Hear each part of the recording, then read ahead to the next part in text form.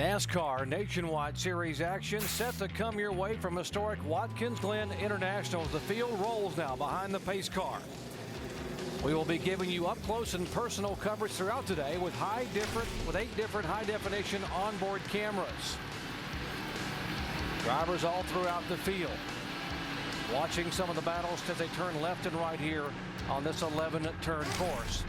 Take a look at our starting grid. 35-year-old Scotsman Dario Franchitti becomes the 6th different first-time pole winner in 2008. In just his 16th start, he'll be flanked on the front row by Robbie Gordon. Now, while you watch to see where your favorite driver is going to start, let's visit with our in-race reporter, the driver of the Atreus Holmes Chevrolet, making only his 7th start in this series, Mad Max Pappas. Max Pappas, Dale Jarrett, the ESPN. You have a copy? I got a copy, DJ. Hey, buddy, how much fun is it for you now that you've been able to race 2 weeks in a row in this series?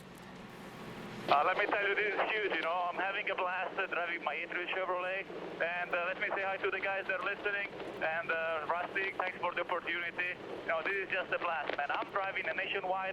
I have right on the side, champions. I'm racing with, the Dale Jr., Jimmy Johnson is there in the front. So, I mean, it doesn't seem surreal for me.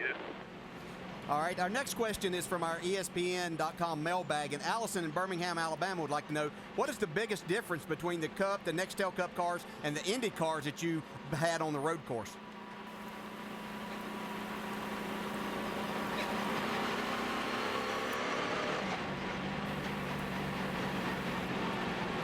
Yeah, a bit of a radio issue there. We'll check in a little later on here with Max. Let's visit with the crew chief. Dale Ferguson will be calling the shots today for Max. Let's visit with Dale. Hey, Dale Ferguson, Andy Petrie with ESPN. You got us? Yes, sir. Go ahead. Hey, Dale. The road course races require quite a bit different strategy than the ovals. Can you kind of help us out on how that works here? On the road courses, our main goal is to run the race backwards, fuel mileage. We'll start and we'll stop as soon as we can to get in our window and go to the end. Let's try to stop under green, bud. What kind of window are we looking at? When do you think we'll start seeing some of the leaders start coming down pit road at the end of the race? At the end of the race, somewhere around lap 50 will be the last window, and we'll be coming in somewhere around lap 20. Should be our windows, buddy. Okay, thanks a lot, Dale. You guys have a good race. Appreciate everything. Dale Ferguson indicating how you calculate fuel strategy here. You actually count backwards from the end of the race. Now let's update some of the stories we'll be following today. Down in the pits, first here's Mike Massaro. Well, thanks, Doc. With a win in just his 3rd career Nationwide Series start, Joey Logano proved that he's a very quick study. The next lesson, though, road course racing. A week ago, he finished 17th after crashing in the rain. Looking to improve upon that this week, he turned to some very knowledgeable teachers. Tony Stewart and Mike McLaughlin took him out in a rental car on Friday afternoon, during which they showed him braking points, shifting points, where to apex, where to use the curve, and where to pass. I spoke with Logano just before driver introductions. He said he learned a ton, but admits he's still got a long way to go, Dave. Mike, veteran Jeff Burton has learned a lot of those lessons that Joey's going for today. He is a road course veteran, and when you think about the ringers who are here today, you might not want to leave Burton out of the mix. He's raced in 35 road course events in both the Nationwide and the Cup Series, and he's finished 2nd 5 times. One of them was here last year, admittedly, the crew says, on strategy. But watch for Burton again today, because if you can strategize and you can hit your marks all day long, you might be a winner. Jamie?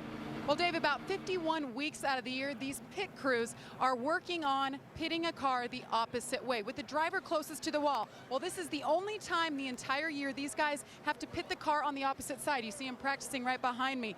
Now, a lot of mistakes are often seen at this racetrack for that reason. You see typically slower pit stops. You see guys run into one another, miscues and mistiming because the guys aren't used to swapping it up. And even some of these teams are switching their tire changers from the front to the rear and vice versa. But Jimmy Johnson's team, who you see behind me, they told me they're going to avoid all of those mistakes. They've been practicing these pit stops backwards for the last 2 weeks. Certainly something to watch today. Shannon Spake? Well, Jamie, while Denny Hamlin is not considered a road course expert, he does have one win on this type of track coming at Mexico City in 2006. Today, Hamlin is back behind the wheel of the number 32 Braun Racing Toyota. That's a car he's finished 2nd in his past 2 races with that team. Now, Hamlin qualified 4th for today's race, but expect him to race just as well as he qualified, because according to Hamlin, he did not get everything out of that car in his qualifying laps. Doc? Thank you very much. Cars rolling behind the pace truck, and one of the local favorites here is Boris Said, road racing extraordinaire, road racer extraordinaire, and Boris known for his curly hair. And there are the Said heads, his contingent of fans who wear the wigs to show their support of Boris Said. When we come back to Green Flag after these messages and a word from our ABC stations.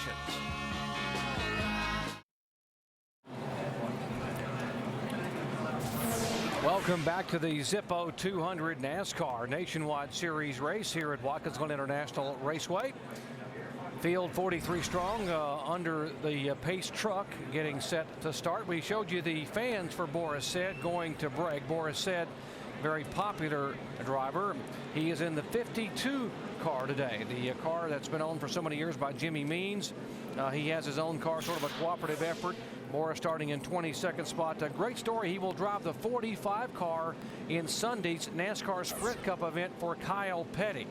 Kyle giving way to Boris to drive the car, and there are the people who know that Boris, no matter where he starts, he will make it fun to watch. This race is 82 laps long on a 2.45 mile road course, 200.9 miles. Pit road speed, they creep along at 35 miles an hour. The pace car will run 40. The pit window, and Andy, that changes a lot this year because of the smaller fuel cell. Yeah, it's a little bit smaller this year, and these guys will try to push that window a little bit outside of that range and count on having caution laps at the end of the race to help extend it. That's one of the gambles that these guys will roll today to try to get their car on pit road before that caution flag waves. 3 cars moving to the rear because of adjustments after qualifying. The 12 car, there is Sam Hornish Jr., the former 3-time IndyCar champion and Indy 500 winner. They had made a tire change because of a spin and during qualifying. Mike Wallace also going to the rear in the 7 car. They had adjustments on his car, and the 90 car road racing instructor Chris Cook. All 3 of those going to the back of the pack.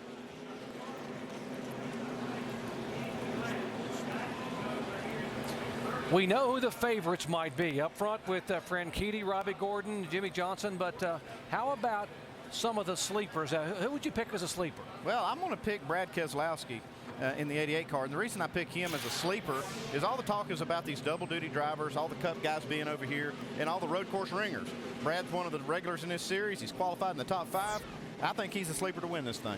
Well, Andy, I'm going to go with my buddy here, the in-race reporter, Max Pappas. And even though we didn't hear all of the answer to his second question there, I think he was going to go on and tell us that he plans on winning this race today. So we'll see. I don't know that he's going to win, but I think he's going to put on a very good show for Rusty Wallace's outfit there today and be up in the front.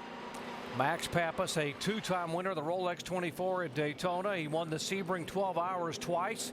He has Formula One history with Lotus and Arrows. And by the way, his father-in-law, 2-time Formula One world champion Emerson Fittipaldi. So he's got a lot of people who know a little bit about road racing in his court. And Max Pappas starting 10th today in the Atreus Homes Chevy.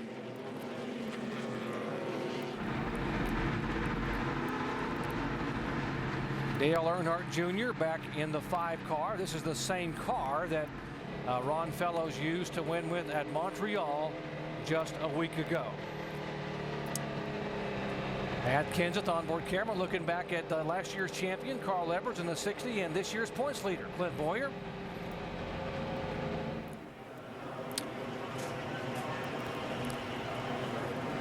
The 9 car Patrick Carpentier starts in 19th position, finished 2nd last week at Montreal. 33 car Kevin Harvick, who won this race a year ago, has yet to win in 2008 in the NASCAR Nationwide Series. This year driving his own car, Kevin Harvick Incorporated Chevy. I think he's going to have his best shot of a victory so far this season today. He's got a great race car. He was fastest in one of the practice sessions. He's qualified up front. Front row, road racer extraordinaire Robbie Gordon is a former winner here in NASCAR Sprint Cup competition. But how about in the 40 car? He won an Indy 500. He won an IndyCar title in 2007. And he said, the next step in my career is I want to go NASCAR racing.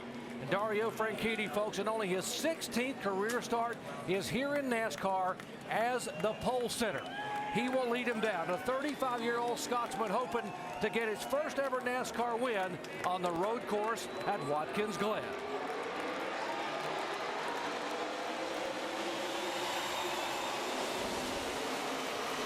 flag, and the hustle becomes in turn 1. Here they go. Gordon on the attack on the outside.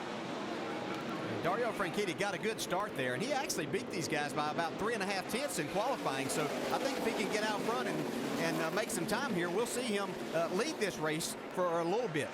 Very aggressive on that start. He pulled him a couple of car lengths getting down into turn 1. See a lot of jockeying for position. That's always one of the toughest things on the restart and the start of the race. We see Denny Hamlin trying to make some way up through and battle with Robbie Gordon there as they get to the interlude. One of the things you see here is these guys will start setting up for the next corner way back. They don't want these guys getting inside of them for the next corner. So they'll actually, of a defensive move way over on the racetrack to block those moves. That is Kyle Busch in the 92 car right behind the 88. Third different car that Kyle has driven for the team in 2008. Jimmy Johnson able to make quick work of Robbie Gordon to take the second spot away. There's the 92 of Kyle Busch, who is the NASCAR Sprint Cup points leader, but also a 6-time winner in nationwide racing here in this season. Jimmy Johnson put some pressure on Franchitti. It's going to be interesting to see if he tries to make a move as we get down to turn 1 and outbrake Dario Franchitti into the first corner. He's going to try. He doesn't do it. Right now the brakes are as good as they're going to be. They're warmed up and they're still not overheated. So all these cars are at maximum stopping ability right now. Denny Hamlin's still working really hard on Robbie Gordon here. We heard him say after his qualifying lap he didn't get everything out of that car. He thought he had a much faster car and that it was going to race really, really well, and he's showing that right now. He looks like he's being held up by this 55 car. They pulled a gap. Those two leaders have pulled a gap on these guys. Denny Hamlin in the 32. Here's the battle up front. They're just pulling away from third spot. Saw Denny Hamlin there kind of misjudged that first part of the inner loop and cost him a little bit of time. You can see that Robbie Gordon got away from him, but he was able to keep Kyle Busch behind him and not lose a spot there. We'll see how quickly he can run down Robbie Gordon now. See, he pulls away from Kyle Busch. Kevin Harvick there taking a move on the inside of Brad Keselowski. The 33 car is Harvick. Jimmy Johnson had a notion look to the inside. Here they come down the front straightaway. We'll see if Jimmy will try to pull to the inside and outbrake him. But boy, Franchitti very good. He is. He's getting down in this corner real well. The brakes are very well balanced too. You can see he can carry a lot of speed, get on the brakes real hard. Kevin Harvick still working hard on Brad Keselowski. I'm telling you, Brad Keselowski's learned this road racing pretty good. He's doing a great job. That's Ryan Newman, by the way, the former winner here in the 22 car. Normally drives for Penske, Roger Penske on Sundays. Kevin Harvick had gained a spot and now has lost 2. Shannon. Yeah, Kevin Harvick, I asked the guys in the garage, other teams, who the one team to watch this weekend was. They said that number 33 of Kevin Harvick. He has his Cup guys going over the wall today just to get a little extra practice for tomorrow's race. And he has Shane Wilson, who of course is his crew chief. Guys, there's trouble on the track. 29.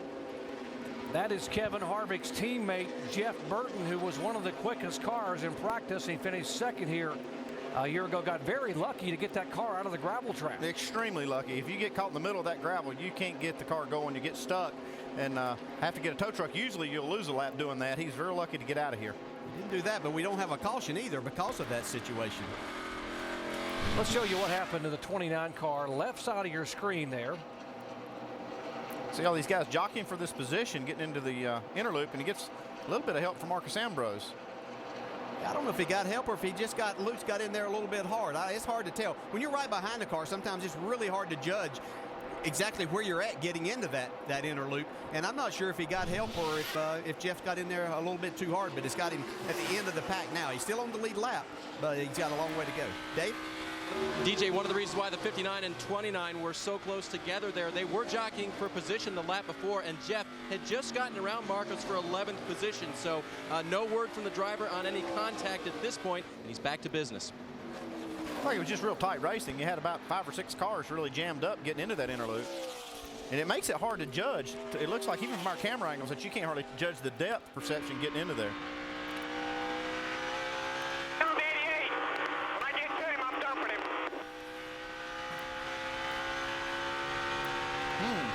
I wonder why. Wasn't very happy there. We saw Kevin make a move to go around the 88, and he didn't quite look like he didn't quite clear him as they got to the last corner. and then the 88 went back by him as they got down the front straightaway. So something there didn't make Kevin very happy. That's one thing we've seen out of Brad Keselowski. He's going to race, no matter who it is, he's going to race him as hard as he can. And he didn't give that spot away to Kevin, and it cost Kevin a few spots on the racetrack, and probably a little frustration there. And I think that maybe the way Harvick got up to him was Brad was kind of being patient in behind the cars in front of him because they had gotten a little bunched up as they came off the previous corner, and that's the only reason that Harvick had gotten a run on him. So you can see Kevin's a couple of car lengths behind him now, but we'll keep watching this. Regardless, if I'm Brad Keselowski's crew chief, if that 33 catches us, I'd say let him go.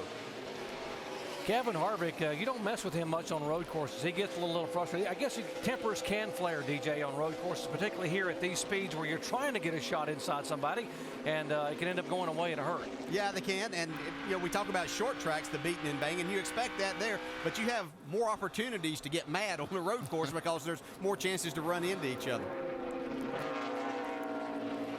Dario Franchitti still out front here. Franchitti holding off Jimmy Johnson. Dario Franchitti was the pole sitter. First time he has led in a NASCAR race. Franchitti has led the first 4 laps thus far. You're watching ESPN on ABC.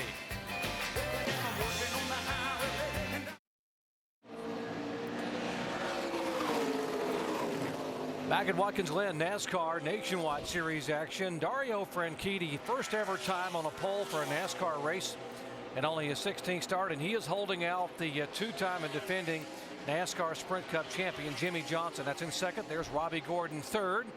And here's the battle among Cup Series teammates. Denny Hamlin, Kyle Busch for 4th spot. Some great road racers in this little group. All of them have won. You got Denny Hamlin. He's won down in Mexico. Kyle Busch hadn't lost a race on the road course this year. He's with a team that doesn't run many races here, doing an exceptional job, I think. Shows just how good, how well prepared they are. You see Sam Hornish here coming into the last corner. He came down to the pit road a few laps ago. Mike, why was that? Well, DJ, as you remember from qualifying, they flat spotted their right rear tire. They elected to change that tire and started at the back of the field today. So before this race started, I spoke with his crew chief, Matt Gibble, asked him how he's going to go about getting that track position back. He said, we're going to do a lot of funky stuff with pit strategy. So when they came down pit road a couple of laps ago, I went over there and asked Matt, what was that stop all about? He just smiled and said one word, DJ, strategy. Well, I'll have to say, interesting, Andy, I think. Well, he's going to add a pit stop to his race strategy here, and it may end up paying off for him if the cautions fall exactly right. He'll have to get one before Franchitti catches him, puts him down a lap, or it won't help at all. There the leaders, Dario Franchitti. Look at that shot of the inner loop there at the end of the backstretch. Man, his car looks so good through there. He's just so smooth. That's a great shot in watching that. But his car just looks phenomenal right now. Obviously, he's doing a terrific job, but you just don't see it out of shape anywhere around this racetrack. I think the driver is very important on getting the car set up. What we've got here, driver change? 61 of Stan Barrett on pit road. There's Stan going across the wall.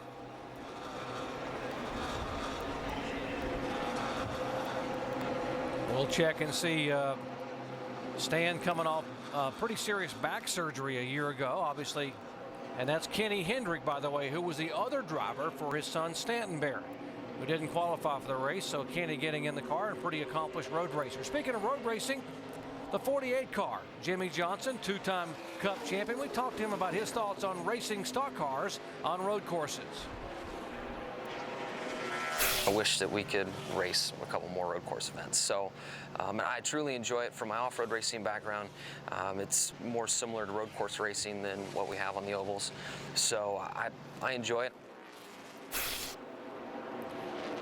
And that's one of the reasons that he's actually racing this event today. Obviously we're concerned about what's going to happen with his Cup car on Sunday, but he wanted to get laps on the racetrack and on this road course that would help him in a different style car, but it'll help him as far as what might happen on Sunday. Mike? Well, Doc, you're absolutely right. And, it wasn't just Jimmy. It was also his crew chief on the Cup side, Chad Knaus. It was his call to do this race.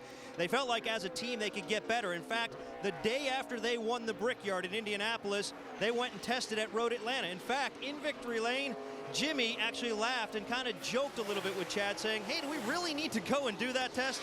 And Chad said, absolutely, we need to get better. Somebody has to stay focused, don't they, Andy? And That's it's a good thing exactly the crew chiefs sometimes do. You get caught up in the emotion of a big win. And sometimes you think, oh, well, let's just forget about that. But you have to stay with your plan. A couple of drivers have had to head to the garage area early. The 90 car of Chris Cook is back there. The 62 just pulled off a moment ago, and that is Brandon Witt, the California driver, headed back. 11 of 82 laps in the books. There is Ryan Newman in the 22 car. Still no word as to where he will go in 2009 in his Cup ride, although he seemed very confident in interviews yesterday that probably knows where he's going to be headed, but they haven't made an official announcement. Speculation is that he will be a co-driver for Tony Stewart in the Stewart-Haas racing team. Right now he's got his mirror full of Kyle Busch trying to hold him off. They're in turn number 9. He's getting ready to have a windshield full. I believe Kyle's going to get him right here. Yeah, he had passed Kyle just a lap or so ago, so I don't know if Kyle slipped up and that's how he got by him, but these guys are racing awful hard here, just 11 laps into this 82-lap race.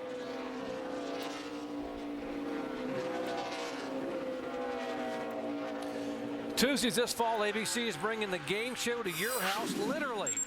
It's your life and your chance to win big, but the question is, how well do you know your family? Opportunity Knock Series premiere Tuesday, September 23rd, right here on ABC. Be pretty good. They come to your house, ask you about your family, and then you get embarrassed how much you don't know about your own family. That's the truth.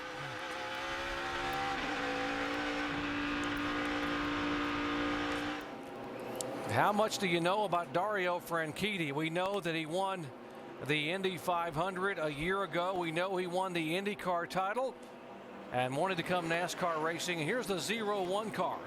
Yeah, we've had a little bit of contact too. He's got a radiator busted, he's got parts falling off. He's probably going to have to throw a caution here to fix this. Now, normally on road courses, NASCAR has the option of giving a local yellow or a full course yellow. Because of the debris and now on the racetrack and because of the fluids, it will be a full course yellow. There's the damage on the front of the 29 of Jeff Burton. Looks like he's going to catch a break here to get off pit road without losing a lap. Here's what happened. Contact, top of your screen there, the 29 and the 01. Yeah, just a little miscalculation right there. And you're racing some of these guys, you don't really know where they're going to back off. Yeah, Jeff had gotten a run and was going to try to get to the inside before they got to that last corner coming to the Wheeler Boys. All clear, all clear.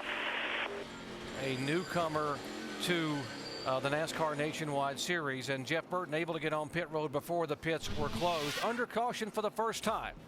You're watching ESPN on ABC.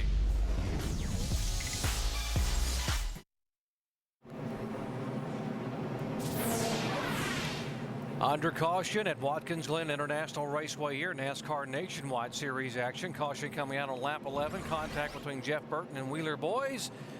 And here come the boys down pit road at 35 miles an hour. Dario Franchitti, Jimmy Johnson, Denny Hamlin, the leaders. Well, Doc, the problem is not with the car, it's inside the car. Denny Hamlin does not have a booty on his right foot, so they're going to hand him one through the window so he can put it on because he says the car is burning the bottom of his foot. So those guys handed that booty to Denny Hamlin. Dave. Sunoco fuel already going into the 59 car. Marcus Ambrose, 4-tire change, no adjustments to the chassis. Jamie. Remember, it's first gear coming down this pit road. Carl Edwards, he wants 4 tires. He said he's rolling tight to the right. They made an air pressure adjustment. So far, so good. He came in 13. Mike? Dario Franchitti saying the car's just a little bit loose. Still no adjustments. 4 tires and fuel, and he's away, beating everyone off pit road. Race off of pit road. Ryan Newman's Dodge up 5 spots. Got to believe they made a little tire strategy work for them. Dario Franchitti, by virtue of the Newman strategy, loses a spot. Jimmy Johnson will lose one as well. Boris said, the Sedhead's got to be loving that. He's up 8 spots, down in 7th position. How about Denny Hamlin's guys? Canadian Jackman Sean Pete. Let's watch his action here going over the wall on the 32. One so away, here we go. Find the stop, Up to go. Got the front tire. Bend it around, lead the front tire carrier. There you go, Shields. Got the jack. Go around, watch the hose. You don't want to fall on that. Right side, up she goes. Protect the jack. Carrier goes in. Booty goes in the car drops. Let's go. That's how it's done when you got to go from one side to the other, carrying a 45-pound jack and get the car up the ground and back down. Back with more from Watkins Glen after these messages and a word from our ABC stations.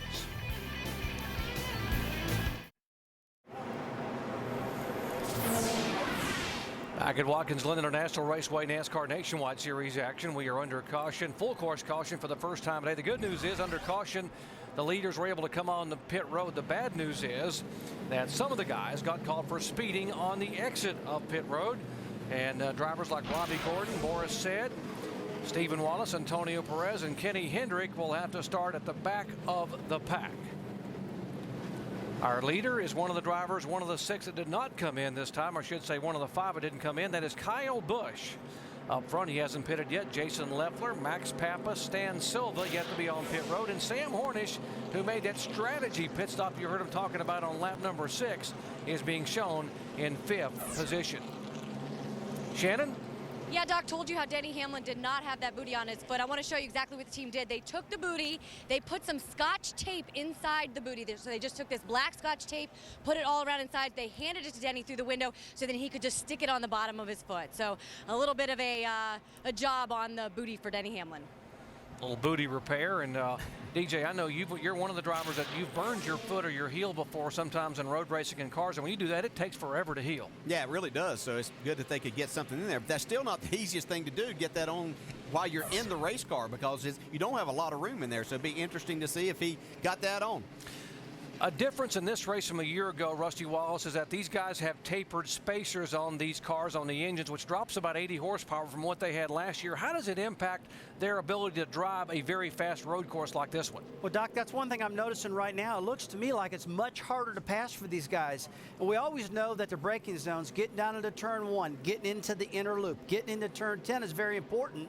But this time it looks like braking is going to be the most important ever for these guys because, you know, they just can't seem to accelerate up on the bumper, these guys, with this less horsepower. So this is a very fast course, faster than any road course we run, and the cars are all wound up. Can't seem to pass that easy.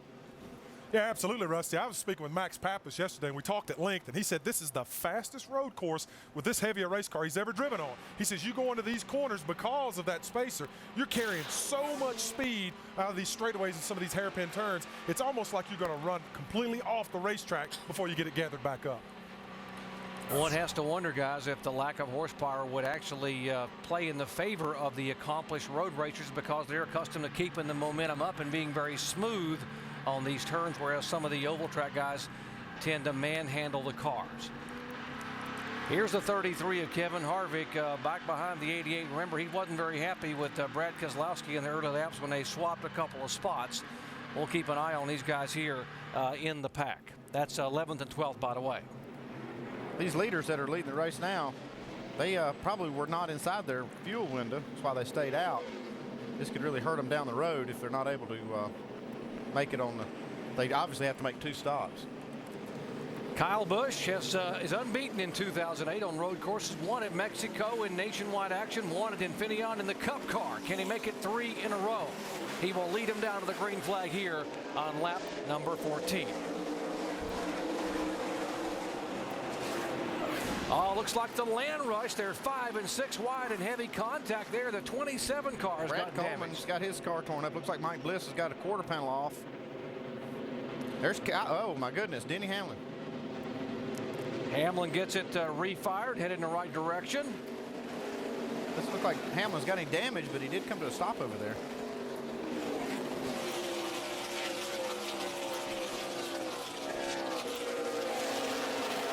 Back behind the 24 car, Brian Semo. There's the leader, Kyle Busch, Jason Leffler, Max Pappas, 1, 2, 3.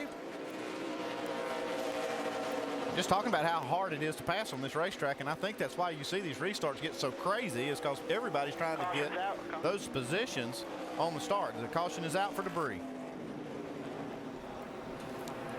Got to believe there's quite a bit of debris on the front straightaway where that contact took place on the restart.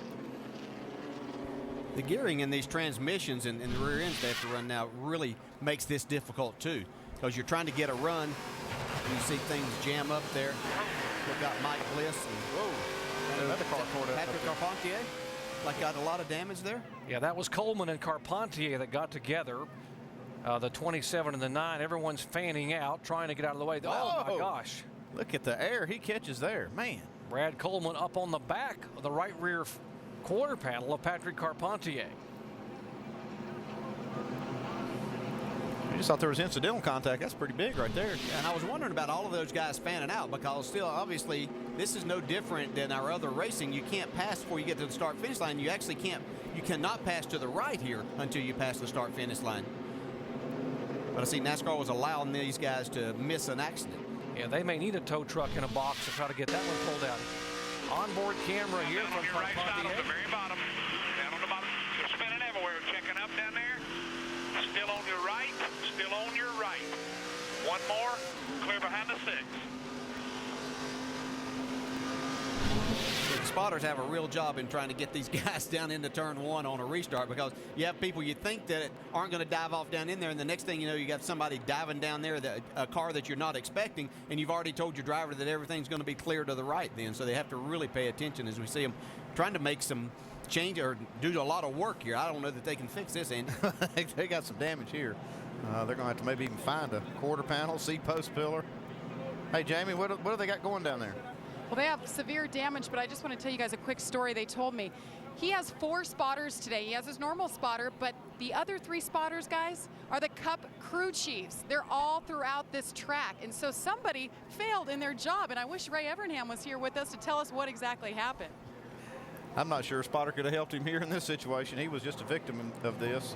Yeah, jumbling up on the restart. And boy, Andy, how do you fix it? I mean, where do you start? I mean, you got to have part of the glass, got to have a spoiler to be able to get the car to have some kind of downforce. There's what's left of the front end. You go to the last place that's not bent and start working from there. And these guys are trying to make pieces here with this bare bond to try to fabricate a fender or something out of this. And you can see this is going to be easier to fix the fender than it's going to be to fix that quarter panel on the Carpentier car. Yeah, and we talked about, Andy, these restarts, how difficult it is. You because of the gearing and the lack of horsepower, you're trying to do everything that you can to get going. Probably somebody missed a shift up in there, which is easy to do, and then that just puts everybody in a bad position because they're hammered down trying to go. Both these drivers were contenders. Carpentier finished 2nd at Montreal last week, and Brad Coleman finished 5th at Watkins Glen a year ago. Both of them, though, heavily damaged here under caution.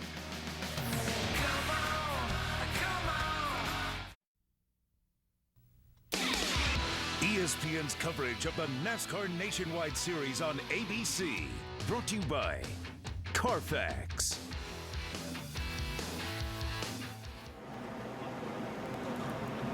A little bit of a halting start to today's NASCAR Nationwide Series race at Watkins Glen, already under the second caution of the race.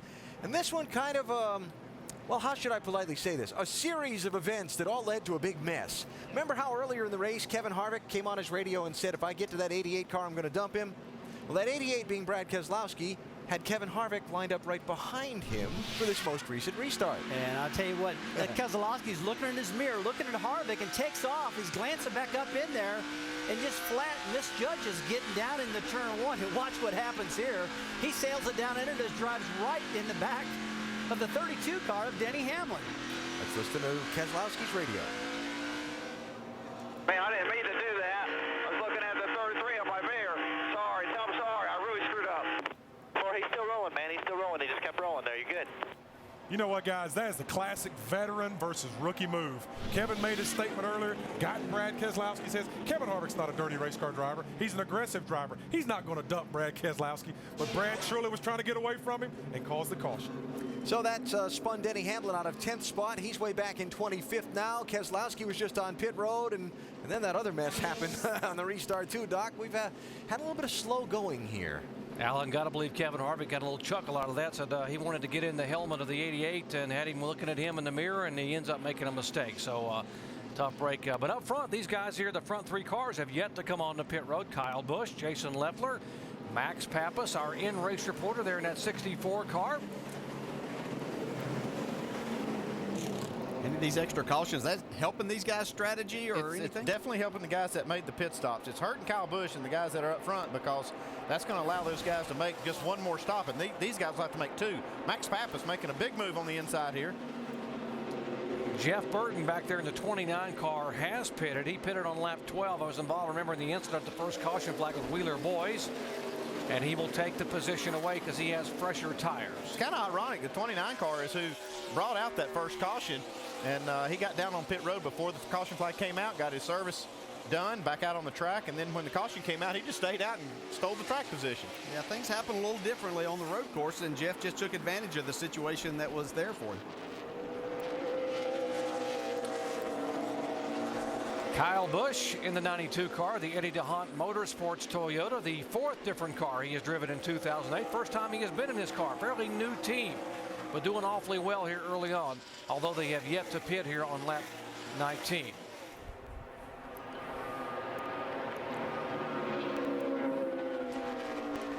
Two Toyotas out front right now with Jason Leffler, who's doing a great job staying right with Kyle Busch.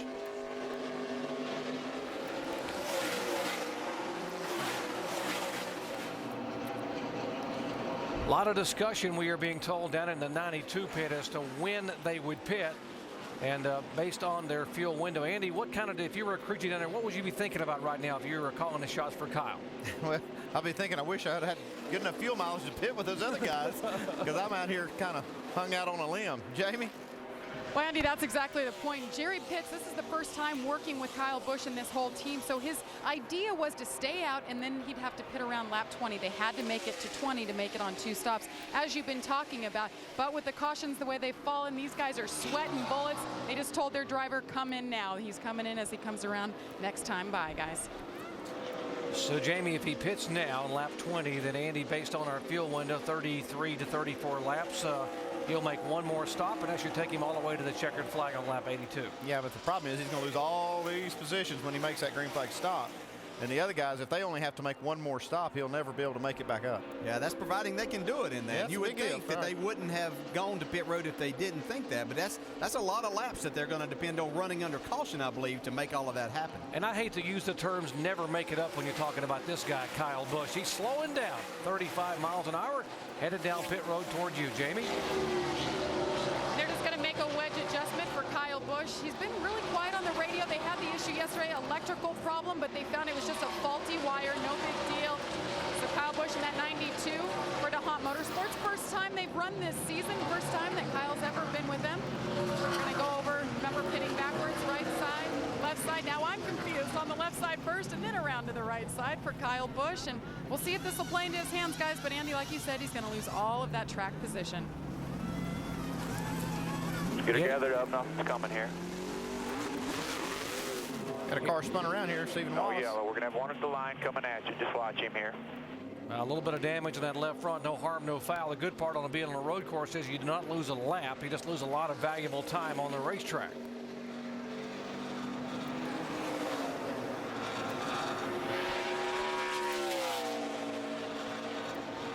Let's see if we can look back and what may have happened involving the 66 car here a moment ago. Now,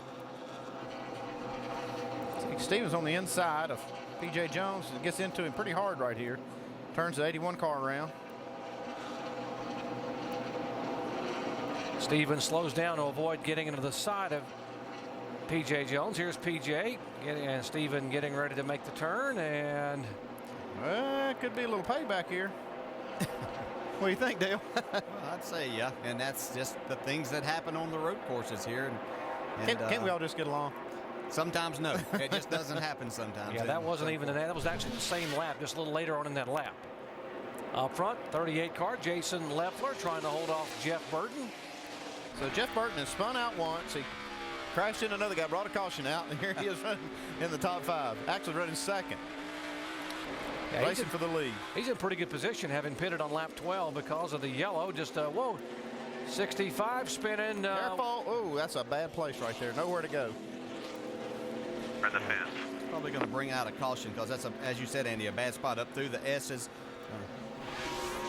And that will indeed bring out yellow for the 3rd time today. Lap 21 of 82. Jason Leffler out front doing a really good job there. Jeff Burton looked like he kind of had him set up to try to make that pass for the lead, but he'll have to try that out on the next restart if they elect to stay out here.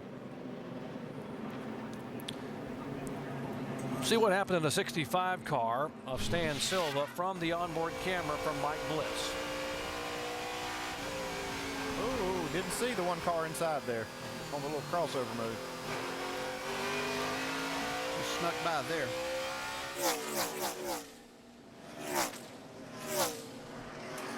And there's not a lot of passing that goes on up through there, and looked like Mike Bliss was a little impatient. Might have been forcing He was it wanting to just a go. little bit. Yeah. Because if the one car gets inside this 65, it really just nowhere to go. There's only one groove basically through the S's. Watch how Bliss gets by right before the 65 goes right back up across the racetrack. There was Stanton Barrett going by, and then he goes up and pops the Armco barrier.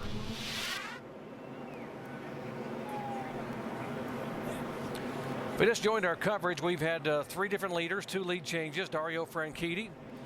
And before we discuss that, these guys are still a little temper flaring there between P.J. Jones and Stephen Wallace.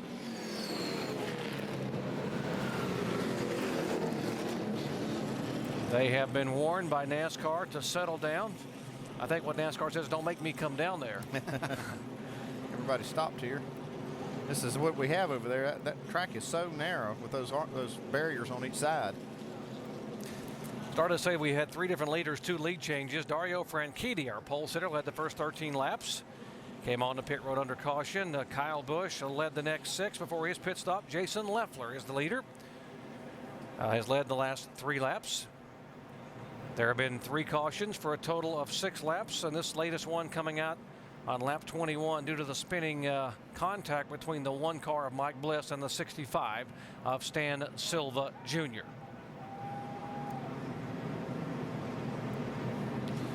DJ, you talked about the fact that tempers can flare in a hurry on the road courses. Let's listen to the radio here in the 81 car of P.J. Jones.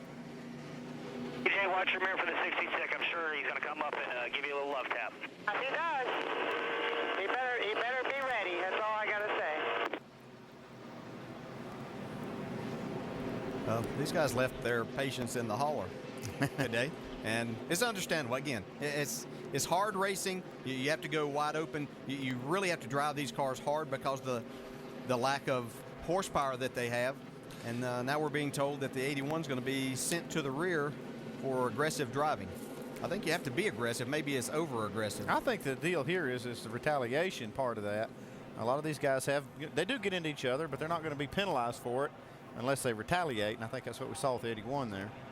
Yeah, and I don't think what happened with Steven to start with was anything intentional. I think he was racing, got himself in a position, and PJ turned down, and then that's what started the whole incident. As we see our lucky dog here. The Aaron's Lucky Dog Free Pass winner, that is the 61 car, Kenny Hendrick. And what that means, folks, if you're not familiar, is he is the first car a lap down, and under the caution, he will get to go back around and go on the lead lap. He'll make up that lap. By the way, currently there are 36 cars on the lead lap. And then Kenny Hendrick. Jason Leffler down pit road. Leffler headed down to make his pit stop here on lap 22. Shannon. Yeah, Doc, Jason Leffler said the car's just a little bit free. They're going to take some air pressure to try to fix that. 4 tires and some Sunoco fuel. And as we move just a little bit down pit road, we have Max Pappas, who's pulling in that number 64 car. He is tight through the S's. This team was planning to come down right before the caution came out. Those guys are going to go to work and move around to the other side of the car, and they're going to take 4 tires for that number 64. It's kind of hurting their strategy some. I don't think this is really a very good strategy that they would want to be on. We see other cars on pit road, but it's probably going to hurt their chances to have a really good top 10 finish, even though there are a lot of cars now on pit road. And they could have been forced into this if their fuel mileage won't let them make that stop that early. There's really just nothing they can do.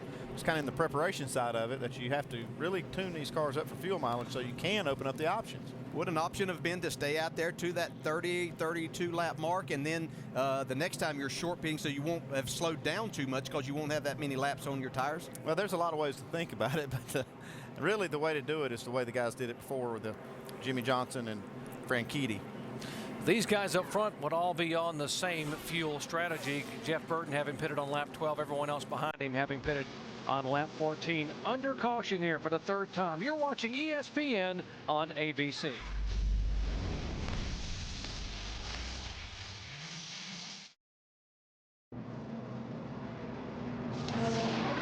The Zippo 200 for the NASCAR Nationwide Series under caution at Watkins Glen International. Our aerial coverage brought to you by Goodyear, the official tire of NASCAR, helping NASCAR drivers get to the finish line for over 50 years. So what we've got going on in the race right now are two different pit stop strategy schedules. You got the Jimmy Johnson, Dario Franchitti bunch, the guys that led at the start of the race, that pitted at lap 13 and have had a lot of caution laps since. And then you got Kyle Busch, who stayed out until lap number 21, but he's way back in 23rd place. A little confusing? Well, I like the strategy right now, the guys that pitted at lap 12. I did not think that was going to work at all, but they've had so many caution flags, it looks like they're going to get away with it. I didn't think it was the right move then. Yeah, we'll continue to see caution flags. I mean, we're only a third of the way into the race, and we've seen, 3 cautions for 8 laps. So we're going to see more of those. I still think Kyle Busch, though, has a great chance to cycle his way back towards the front after that stop on lap 21.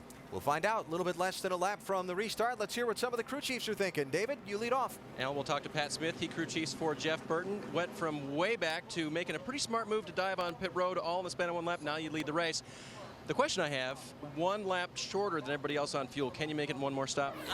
It's obviously going to be close. It's not about that stop. It's about that last stop. So we'll see how this plays out. With the cautions, I'm sure we'll be able to make it to that last stop. It's just what decision we decide to make there. The Holiday Inn Chevrolet has a little bit of damage, but it still seems to be pretty fast, so it's all good. All right, we'll keep our eye on him. Jamie? And Paul Wolf, he's crew chief for Ryan Newman. He tried a different strategy. They pitted on lap 13, but you guys opted for fuel only, no tires. Do you think that's going to hold up? And what is the magic number to make it in 1 more stop? Yeah, we feel pretty good about it. Supercuts Dodge has been good since we unloaded yesterday, and Ryan, he's doing a great job, and he knows what he needs, all his experience. So it was kind of his call to keep those tires on there. We were in our fuel window, so we'll see what we can do up front here for a little while, and probably around lap 47, 49 is going to be our window for the last stop. So a lot of it is about track position, so we'll see what he can do up front here. So far, so good on the tires, Doc. Good on tires, good on fuel thus far. 3 drivers sent to the back of the pack to 25. Bobby Hamilton Jr. for non-compliant fueling. Normally that means they don't have a catch can engaged all the time when they're fueling. The 86 car was speeding on pit road. Antonio Perez, he will go to the back. And the 81 car, P.J. Jones, sent to the back of the field for aggressive driving. That was the probably the retaliation between he and the 66 car of Stephen Wallace. Robbie Gordon, who started second, currently 15th. He's one of the drivers that had the speeding penalty when he made the pit stop early today on lap 14. He had to go to the back of the pack, and now he has made his way partially up, now in the top 20 to 15th spot. Yeah, he has plenty of time still get to the front because Robbie's capable of making some passes here. He has a really good car, and that probably just fueled him up a little bit whenever he got that speeding penalty to drive a little bit harder. He's coming. Jeff Burton, the leader. Pat Smith, the crew chief, non-committal on whether they can make it the rest of the way. I thought just about the smile on his face. It looked like he might feel pretty good about it. We've had a lot of caution laps that's helped pad that, and we'll have more, just like Brad said. We're not finished having caution flags. Yeah, like he said, he's just trying to get to that next stop, and he may have to pit a lap shorter there than what he really wanted to, just to make sure that he's got enough fuel to do that, but to help him get to the end. You crew chiefs have great poker faces. You never let anybody know what you're thinking. I got to believe they can make it. Jeff Burton will lead them down to the green flag here. Ending caution number 3 at Watkins Glen. Glad to have you with us, ESPN on ABC. It is Burton, Ryan Newman in the Dodge, and here comes Jimmy Johnson to make a move for second spot. Wow, he got a good run to start that. That's going to allow him probably to take this spot because he's going to have the preferred line as they get to turn 2 right here. He came here saying he wanted to practice, but I think he's on a mission, too, to try to win the race. Well, he wants that trophy. Couple of open wheel veterans. That's Franchitti in the 40 and Sam Hornish Jr. in the 12 as they battle for position number 4. I think when those guys were battling for championships in the RL that they had ever had any idea they'd be here on a Saturday in a nationwide car racing at Watkins Glen? And going for the win. Got Marcus Ambrose behind these two in the 59 car. Talk about guys chasing their dreams. Here's Hornish. Remember, he hasn't pitted since lap 6, and a possible lead change as Jimmy Johnson takes it away. Made it look easy. Now he has the preferred line into this last turn.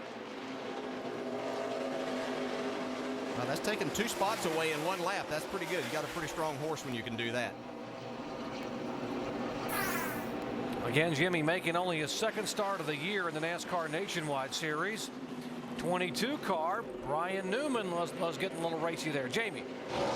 Well, it's interesting how it came about to put Ryan Newman in this car. Armando Fitz is the owner, of course, of this car. He's had 6 different drivers in it. 2 weeks ago, his phone rang, and it was Ryan Newman. Ryan said, I want to drive your car. I need some extra laps. And he said, hey, man, I don't have a bunch of money to be paying a Cup driver like yourself to sit in this car. And Ryan said, no, I just need to get in your car. I need laps. I want to run better in the Cup race on Sunday.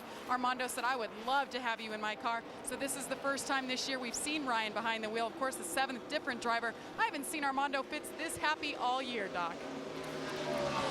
He got to be loving what he's seeing right here, getting that these guys are trying to maintain, trying to hold on to sponsorships, trying to look ahead for 2009, and having Ryan Newman call you and say, I want to drive your car, be sort of like Tiger Woods call and say, I want to swing your driver. You think that means that Ryan Newman's already signed his other contracts, and so he doesn't have to worry about the money, so he'll do this for free?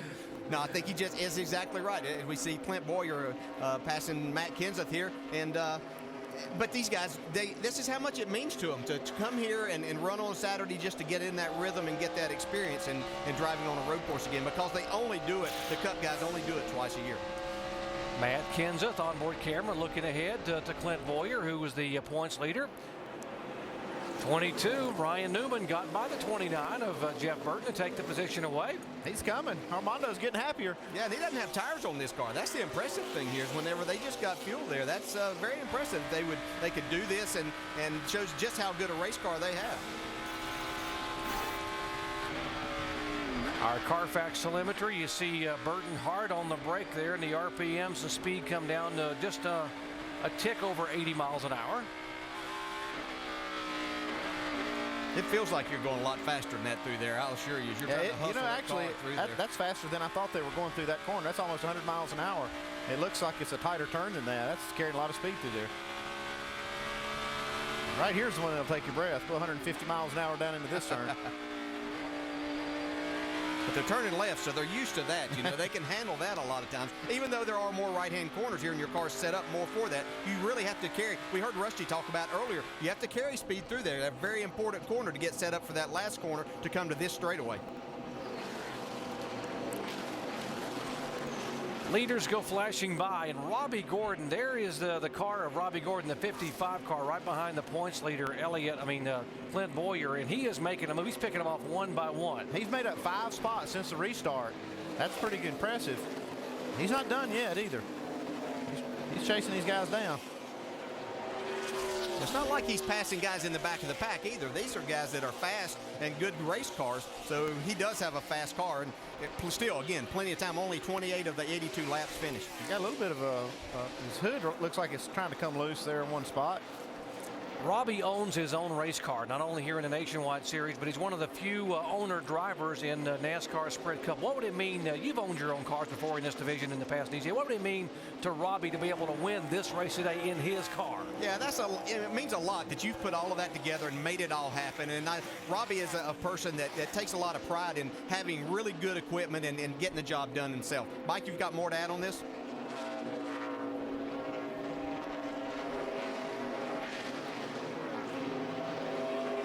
And DJ, yeah, it would be special, but it also would be a challenge. Today, he's got a different crew chief. Johnny Kaiser is calling the shots. Now, Johnny's been a friend of Robbie's for some 20 years. They've worked together on their off-road truck type of stuff. So to kind of compensate for Johnny's lack of experience, well, Robbie's really planning strategy from the seat. Not too long ago, he radioed in and said, on our next stop, I want to take 4 tires, and then hopefully we can go all the way to the distance. If we do have to stop again, it's only for a splash of fuel. But Robbie basically calling the strategy from the seat of that race car. Oh, yeah, that's just what you need is a driver calling the strategy here. Easy, easy. But Robbie's one of the, he can do it. He can do it. He does everything. He pays the bills. He goes out and gets the sponsors, does everything. Hey, I remember listening to a driver for many years who called a lot of the strategy from his seat. His name was Rusty Wallace, and by the way, he was very, very good, particularly at this road course, and obviously won a NASCAR Cup Series title. 30 of 82 laps in the books here at Watkins Glen. Jimmy Johnson is our leader. And when we were talking about Rusty Wallace, here is the apple doesn't fall far from the tree. Stephen Wallace in the 66 car. Very good road racer, even at the tender age of 20. Got his car banged up here. He's running about 27th spot right now. And he's looking like he might lose another spot to Mike Bliss. Bliss making the move. Stephen, one of only 5 drivers to finish in the top 10 in both road course events this year at Mexico City and last week at Montreal. 10th place finishes in both events. And Mike Bliss had a really good car here coming into the day. I mean, he qualified well, and I think he had high hopes for really doing well. And he got involved in that front stretch altercation on the restart, and has kind of messed the front end of his car up, and I'm sure it hasn't helped the handling. The 88 car, Brad Keselowski, had a great qualifying effort here. He started 5th and looked to be a contender early on. Had a little shunt with Kevin Harvick. And then on the restart got involved with an incident with the 32 car, which required him to be on pit road. Let's listen into his radio. Should have never pitted. Can't take that chance, babe, when you're running for a championship. Just can't do it. Can't win championships when you're sitting in a garage with a motor burn up. Yeah, well, that's Pops talking right there, the crew chief, and they wanted to look at this car after that contact just to make sure they didn't bust the radiator or something else under the hood there, and I guess they found that nothing was hurt, and it cost them a lot of track position. So in hindsight, they're saying they didn't need to pit, but I'm with Pop on that one. Pops is Tony Uri Sr., by the way, the legendary crew chief who called the shots for Dale Earnhardt Sr. and, of course, for Dale Earnhardt Jr. when he won both of his Nationwide Series titles. So Jimmy Johnson still leading. Marcus Ambrose bringing up the tail end of these. These guys have kind of separated themselves from the rest of the field.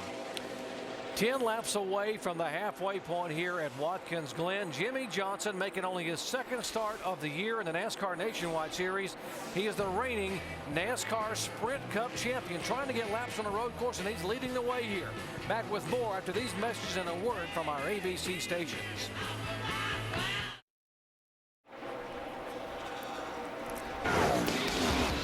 Back at the Zippo 200, we're going to go racing here at historic Watkins Glen Raceway tomorrow. NASCAR Sprint Cup action, 1 o'clock Eastern time. Jeff Gordon is the all-time Sprint Cup road racing winner, but he hasn't won a race this year. Tony Stewart has won 4 times in the last 6 trips to Watkins Glen. He also hasn't been to victory lane in 2008. Who will it be? Our coverage begins at 1 o'clock Eastern time on ESPN. Jimmy Johnson, the leader. So why don't we let Nationwide take you up to speed as we check in with our leaders. First, here's Mike Massaro. And Doc, the day began for Jimmy Johnson with a very loose race car in the S's. It has improved there, but it's gotten a little bit tight through the carousel. So far, though, it doesn't really appear to be affecting him as he's checked out a little bit from the field. I spoke with Chad Knaus, who's calling the race strategy for that team. They said it can go on one more stop. Jamie? And that certainly is the case with Ryan Newman, who's right behind him. Ryan Newman won here back in 2005, running 2nd now. Now, yesterday they ran all practice session, just about 2 hours on the same set of tires. They said he turned his fastest lap toward the end on lap 37. They're not concerned as they sit on those same tires. Dave? Jamie, having a good attitude can get you far on a racetrack, and yesterday Jeff Burton had an option to practice when it began pouring rain. They never actually had a rain practice, but had they done it, Jeff, who's never driven in the rain before, said, yeah, go ahead and buy the $1,600 worth of rain tires. Let's do it just so that I can experience it. He's got a great attitude road course racing, holds on to that 3rd position. Mike? Sam Hornish trying to hold off a former open wheel foe, and Dario Franchitti is right behind him. Of course, Hornish made a very early pit stop on lap number 5, so his pit strategy a little bit in question. It appears he'll have to stop at least 2 more times before the checkers fly. Meanwhile, Dario Franchitti, he was your pole sitter, and when he was in clean air, he was very good. Dealing with the variable of cars in front of him, however, it's been a bit of an adjustment. He's had to adjust the rear brake bias, and he's certainly had to take care of that race car as he tries to matriculate himself up through that field. Shannon? Well, Mike, holding steady right now is Kevin Harvick in the 6th place. On top of that pit box is Shane Wilson. That, of course, is Kevin Harvick's former crew chief from Richard Childress Racing in that 21 team. Now, this is a 1-race deal as of right now for Shane Wilson, but he certainly misses being on top of the pit box and misses calling the shots for Kevin Harvick. Dave? Marcus Ambrose just kind of biding his time right now, not really pushing the issue at all. The car is fairly well balanced for him, and they pitted on lap 13 with most of the leaders. Believe now that they can make it with 1 more pit stop. They've saved some fuel, and we've had the caution lap. So there he is at the back of this line. We'll see what happens later on. Mike? Robbie Gordon, very good on long runs, although he says it's getting a little bit loose toward the beginning of a run, now getting a little bit tight. So they're going to try to make an adjustment next time down pit road, also looking for 4 tires, as we reported earlier, for Robbie Gordon. Jamie? And right behind him is Carl Edwards, who's trying to fend off the man he's trying to beat in the points, and that's Clint Boyer. And Drew Blickensturfer said this morning they keep chipping away at this points on Clint Boyer, and Clint right now is about 168 points over Carl, but they believe that if they keep chipping away like they have each race, that they can win the championship. So Carl Edwards staying ahead of Clint Boyer. Dave? Right behind him, Jamie, of course, Clint wishing for just the opposite, trying to keep the pressure on that 60 car now and being encouraged by his spotter at the beginning of this run to get some positions on the restart. He did pick up 2, lost 1, but at the restart of these things, you can make up some ground. You're up on the wheel, and Clint was able to do that.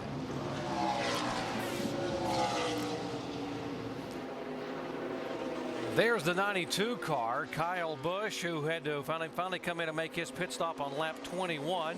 He restarted back in 23rd position. He's now up to 14th. Car in front of him is Dale Jr., and Boris said just went past Dale Jr. for that spot. So Jr.'s struggling a little bit as Kyle Busch is moving forward. Jamie?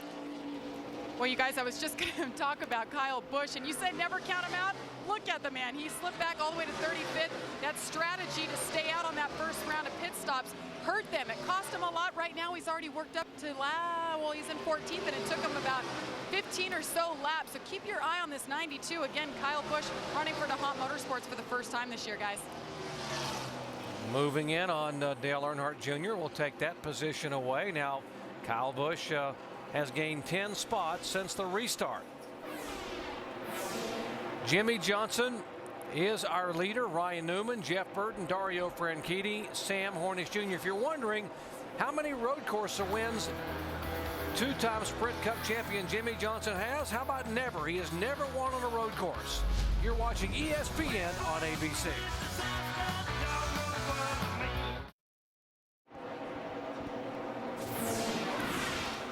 Beautiful Watkins Glen International Raceway here in the Finger Lakes area of central New York. It is wine country up here, and this track opened up in the late 1940s, 1948 to be exact. NASCAR came here in 1957, and Buck Baker drove a car from the pole to win a NASCAR Cup Series event.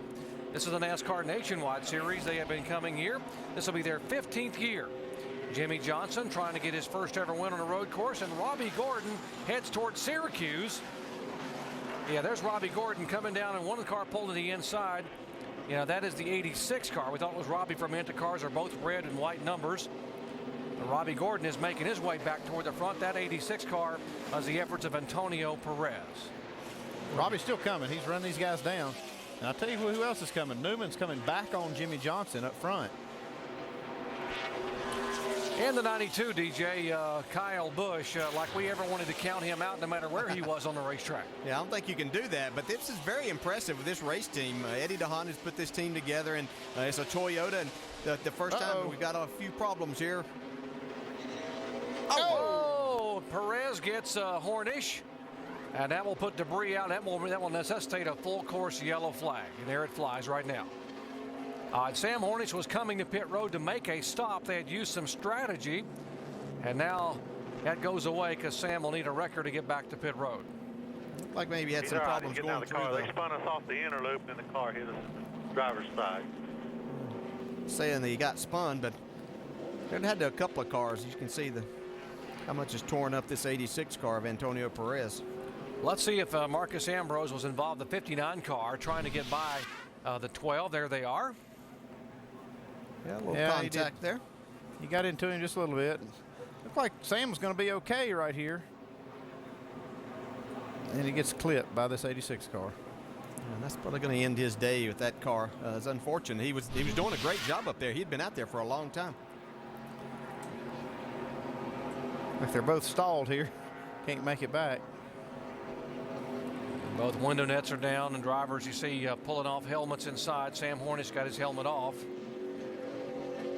Going to have a wrecker come pull his Penske Dodge back to pit road. Neither one of these guys really at fault. Kind of Sam was a victim of that.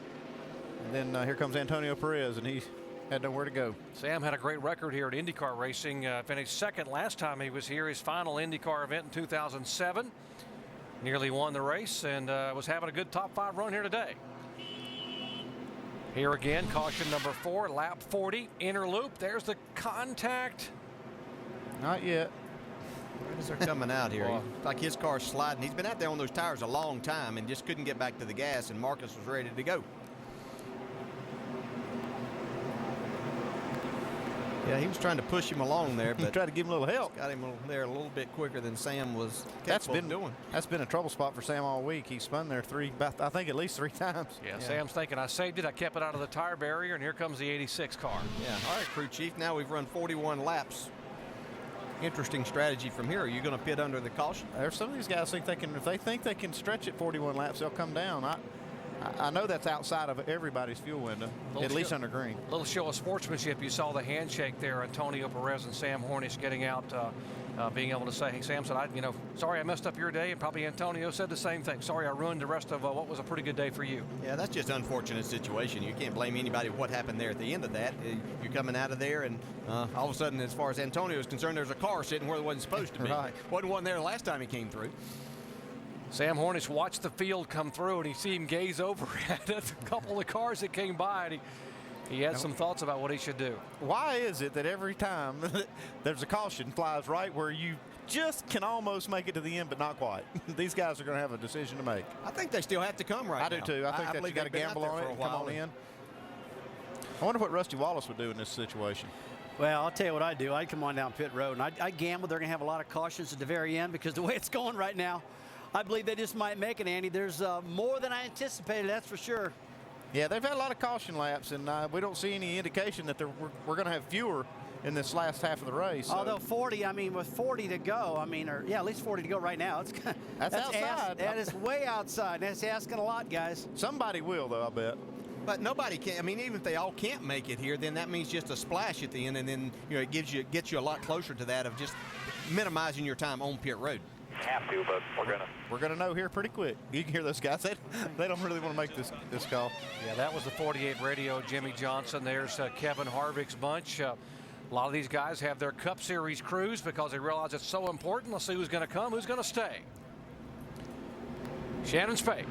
Yeah, Doc, Kevin Harvick coming down right now. He says the car gets better on the long runs. It'll be great if he could just get out front. It looks like they're going to take 4 tires for this 33 car. Good to go for Kevin Harvick. He likes this car. Dave. And Jeff Burton needs a little bit better grip in the front. They're going to lower the air pressure on both fronts. 4 tire change full of fuel. Jamie? And Carl Edwards pulls in. He said he just wants water with a straw and an extra bottle of water. They're going to do 4 tires, no changes on this 60 car. He came in 8th. Mike? And this is the money stop for the 48 team. It's Jimmy Johnson's Cup team over the wall, and they rip off a very good stop, a 4-tire change for Jimmy Johnson. Race off of pit road. Jimmy Johnson among these cars that pitted will be the first car off of pit road. Jeff Burton, Kevin Harvick. And no one he gained and no one he lost, and nobody lost. In fact, there were 10 cars, though, that opted to stay on the racetrack, led by our pole sitter, Dario Franchitti. So these guys will have to line up behind those cars that stayed out on this most recent caution flag. Stephen Wallace gaining 4 spots on his pit stop there.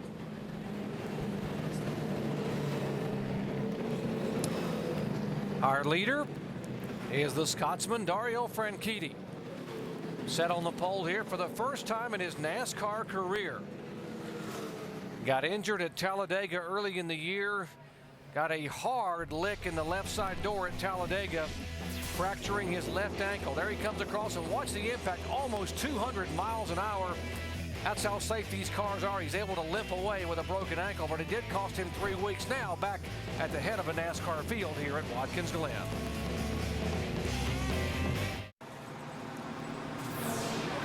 Back at Watkins Glen International Raceway here in NASCAR Nationwide Series action under caution for the 4th time today. Dario Franchitti, one of 10 drivers who opted to stay on the racetrack and not come in. There's the 48 car, Jimmy Johnson, who has led the bulk of this race, 17 laps, and we are being told that he was speeding on exit of pit road, and so they have told Chad Knaus they're going to put the 48 back to the tail end of the longest line, and so Jimmy Johnson, who was clocked at 43 miles an hour. There's Steve Letarte, Jeff Gordon's crew chief. They're leaning up to talk to Chad Knaus. They got a lot of the Hendrick heavy hitters, and now you see Jimmy slowing up, and he will go to the back of the pack. He was 43 miles an hour. It's this time. And the pit road speed is 35. That's a tough break right there. He's going to have to really go to work now. I think I just heard him talk to him and say pit this time. If he's going to have to go to the back, so he'll get in and get fuel, and Mike can make it to the end then. Get another little shot of fuel. It'll get him another lap of fuel anyway. We're going to take gas now. I guarantee you he'll take the track position instead of that little splash of fuel. And pits are open, so if he were to come in now and you can go 33 to 35, do the math, that would put him at Still 80. 5 laps short. Yeah, well, 4 to 5 laps short. We probably haven't had our last caution of this race yet either, so no. Possibility it could work out. They don't have a lot to lose. Going to be back there anyway, might as well come in. He didn't come in, though. That's the problem. NASCAR official coming up. Yeah, it just shows how important this is. You see Steve Letarte, you talked about Jeff Gordon's crew chief being right there. Chad Knaus there. Yeah, we see a lot of other guys coming down pit road, but it shows how important this really is, that they want to be here today. They could have taken the afternoon off and gone and visited family or played golf or something else, but there's important things to do here. We are being told the 92 car of Kyle Busch had an uncontrolled tire, and he will go to the back, so he's going to come down pit road, and Jerry Pitts and company and the Eddie DeHaan team will top him off with fuel. Yeah, we heard Jimmy Johnson's crew chief call him back in, but Jimmy didn't come off the racetrack. He stayed out there. Yeah, sometimes things that look like they are hurting you work to your advantage, maybe. We'll see. NASCAR called off the restart. These guys have been on and off pit road. They'll follow the pace car. We'll come back to Watkins Glen with a green flag in just a moment.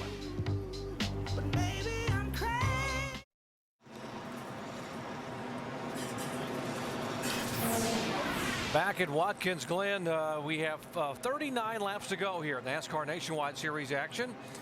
Under caution for the 4th time, and the question is, the top 10 did not come in. The top 4 cars, Franchitti, Newman, Marcus Ambrose, and Dale Earnhardt Jr., have not pitted since lap 14. Could they be in pretty good shape if we go green?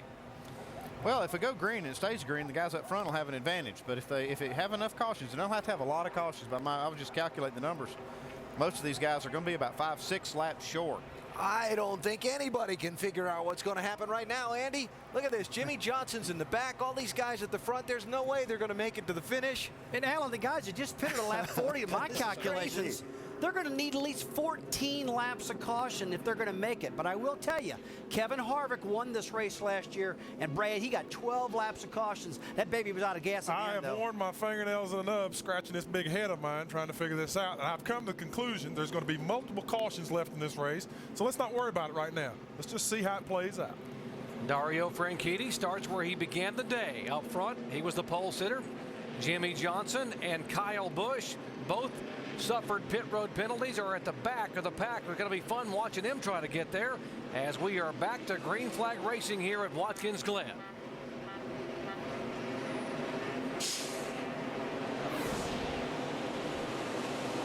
Restarts are quite an adventure here. They pan out. 48 car coming on the pit road as the green comes out. Might be a move of strategy to get his gas tank topped off. Marcus Ambrose steals a spot getting into 1 on Ryan Newman. Let's check down in the 40 pits with Mike. And let's try to get some insight into the strategy of Brad Parrott. Why did you elect to stay on the racetrack and not come down pit road? Plain and simple, 19-gallon fuel cell that holds Sunoco fuel. We don't have enough to make it. You know, our car's fast, and you know, the guys that pitted right there, they may get 9 caution laps. That's what they're going to have to make it to the end. I'm going to run about 3 more laps here. I'm going to hit pit road. I'm going to have fresher tires. I got to fight through a lot of cars, but Jimmy Johnson's got to do it too. And I think that we're the 2 cars to beat. Of course, Ambrose is pretty strong too, but the Fastenal Dodge has been great today and the last 2 weekends. Well, there you have it, Shannon. Brad Parrott doesn't think anybody can go the distance without stopping again. Well, Mike, Sam Hornish Jr. released from the infield care center. Are you okay? Yeah, I'm okay. We're not very happy about what happened to us, but the car was pretty good today. We were just trying to save fuel. I made a mistake and flat spotted the tires and qualifying, so we had to go to the back. So we did a different fuel strategy, and the worst part about the whole deal was we were just getting ready to pit that lap, so that was going to be the lap that we came in and hopefully made our last stop of the race. Well, Marcos Ambrose came over the radio, apologized, said he didn't mean to do it. Tell me, in your perspective, what happened? You know, we went through some lap traffic, and you know, everybody kind of got slowed down coming through 1, and you know, he got a run on me, and you know, he didn't have enough to get by me going into there, and then I don't know if he just couldn't check up enough or just decided to push me out of the way. But either way, we're out of the race, and you know, it's not a very good day for the Penske Truck Rental Dodge, but we're going to keep our heads up, and it was a lot of good experience for tomorrow, so that's what we're here for. That's right, going into tomorrow's Cup race. Duck? Shannon, thank you, Sam. One of 20 drivers doing double duty today and tomorrow, and we're watching Kyle Busch in the 92 car back in 23rd spot, making his way to the pack. Jimmy Johnson also back there.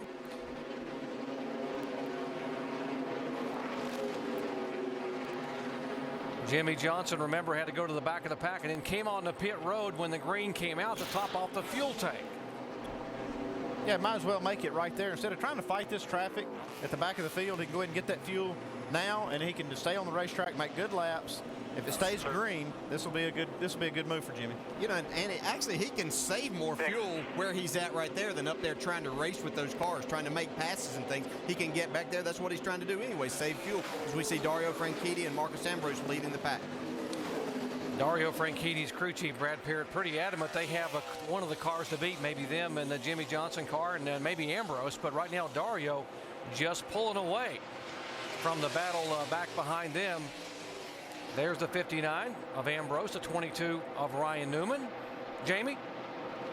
Well, the 22 Ryan Newman on the same strategy that your leader, Dario Franchitti, is on. They have to pit in 3 laps, you guys. They were saying around lap 49. They can't go any farther. That's even stretching it for them, but they'll make it in time. They're hoping for another caution, obviously. Otherwise, they're going to be mired back in the pack, and that will be their last stop. Guys?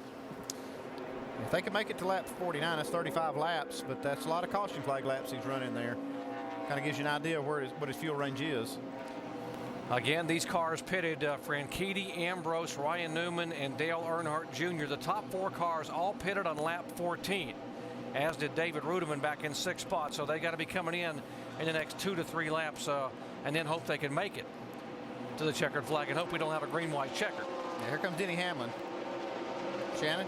Yeah, this was a scheduled pit stop for Denny Hamlin. This is going to be his last pit stop of the day. But there seems to be a little bit of problem with that 32 car. Denny Hamlin does say he thinks he has a slight ignition problem. It does not look like they're going to go under the hood or try to solve that problem right now. They are taking 4 tires for that number 32 car, and we'll watch that as the rest of the race unfolds. And Brad Parrott needs to get that 40 car in this lap. Because what you don't want to do is get caught out there with the next caution coming out and then having to come back down pit road under caution. If he can get in this time, make his last pit stop, then he can just line up there if the caution does come out, and he'll line up in front of the guys that come in under the yellow. And as a crew chief, get in his helmet to make sure that Dario Franchitti, who has been out of the car for almost a month since Chicago, reminding him that you cannot speed on exit of pit road. That's right. They got to execute. The pit crew has to execute without mistakes, and the driver has to do that too. He has to really pay attention to that speed on and off pit road, and here he comes. Gets it down to 35 miles an hour. Others are going to come. We told you the top 4 had to come in. They had all pitted back on lap 14. Dale Earnhardt Jr. is there. Brad Coleman. Kevin Harvick is there. Boris Said in the 52. Dave? Dale Earnhardt Jr. on pit road. He'll get a chassis adjustment. That car starts out so loose, it's tough to drive both in the rights and the left. So they will make a chassis adjustment in 4 tires. Mike, full of... And Dario Franchitti now making what we anticipate to be his final stop, taking on a full load of fuel to make an air pressure adjustment to the left rear tire. Dario saying the car's just a little bit free. They're trying to tighten it up a little bit with a 4-tire change here. Off the Jackson, away he goes.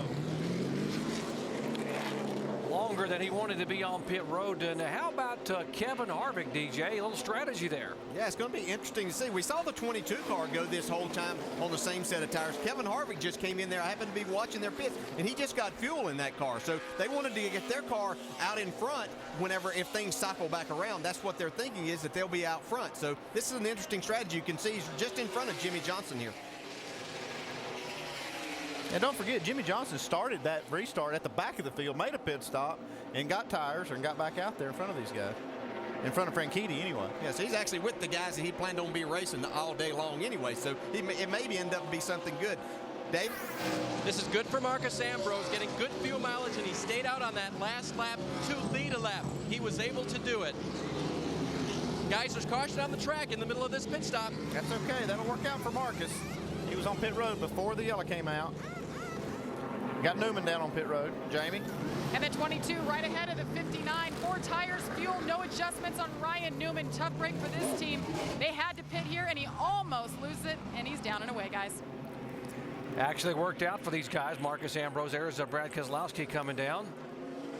They got in before the caution came out where they were closed pit road. There's the debris on the racetrack, which brought out the caution for the 5th time. It came off the 52 of Boris Said. Show you Said's Ford coming by. Yeah, you can see some debris flapping on the back of that car. Looks like Franchitti might have got a piece of that. A piece of aluminum came off.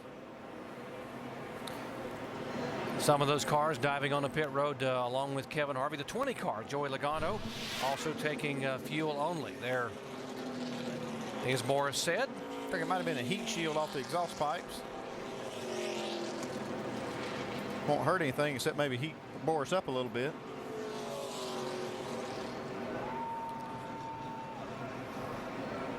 Seven different leaders today, 7 lead changes. Dario Franchitti had been the leader. David Rudiman is the leader right now in the 99 car, driving the car owned by Michael Waltrip Racing. Yeah, he tried to tell us yesterday he wasn't a road racer, and there he is leading the race. Yeah, he's going to have to make a pit stop, though, I'm afraid. Yeah, the good news is he's leading. The bad news is he hasn't pitted since lap 14, so he's going to either pit now or they're going to have to call a wrecker. And he's going to lose a ton. This is where it was a break for these other guys. If Rudiman could have got on pit road before that yellow came out, he wouldn't have to go to the back of the pack after making this stop. He'll just have to line up behind all these guys now. Jason Leffler behind him in the 38 car. Rudiman stays out again. Must not be able to make it from here. Yeah, I think that's what they're going to do is wait till they can get there. And of course, pit road is closed. We can see the flag. Oh, I see. So he wanted to wait till maybe make it one more lap. Pit road is closed. Under caution for the 5th time. Rudiman the leader. Back after these messages and a word from our ABC stations.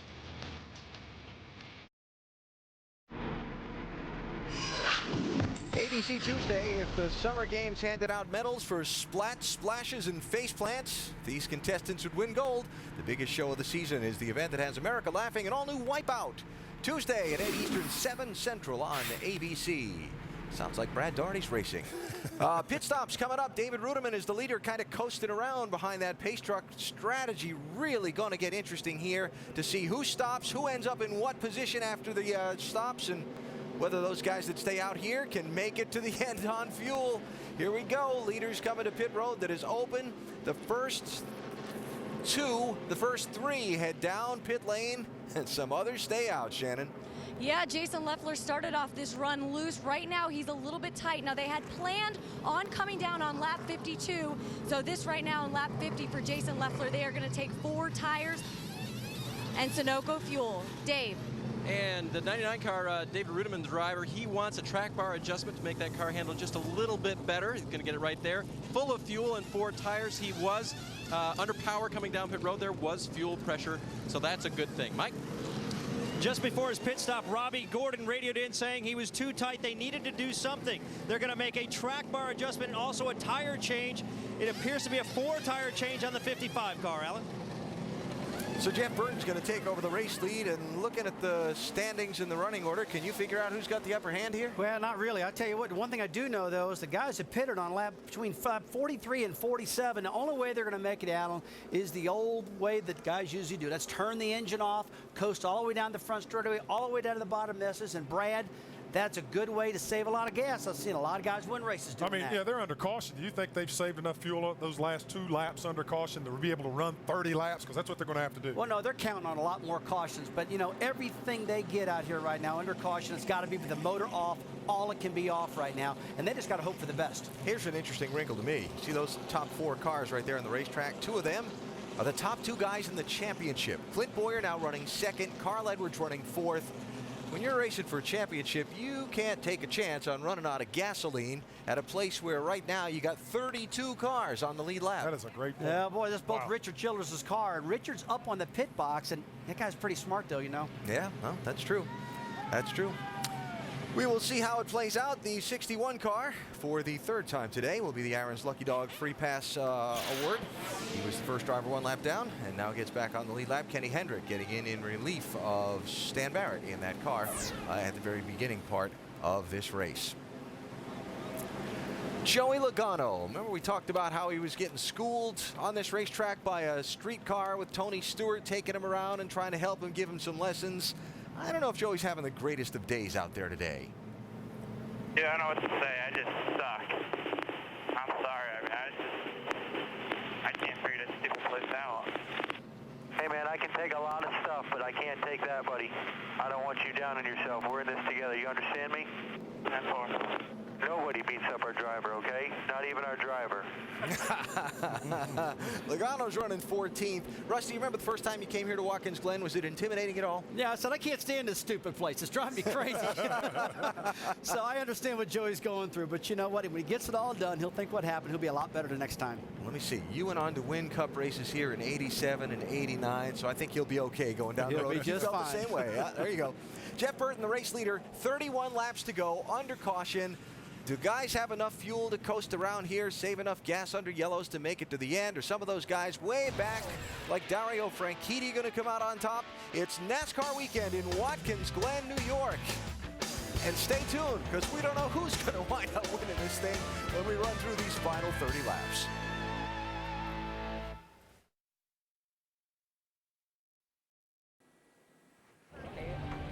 Kentucky is known for horse racing. Of course, in May, it's Churchill Downs. One horse at a time. Saturday night under the lights at Kentucky Speedway, Scott Dixon will try to continue his almost perfect season. It will require one breakdown for Helio Castroneves to get the door open. Helio must win this race tonight, 6 Eastern on ESPN2.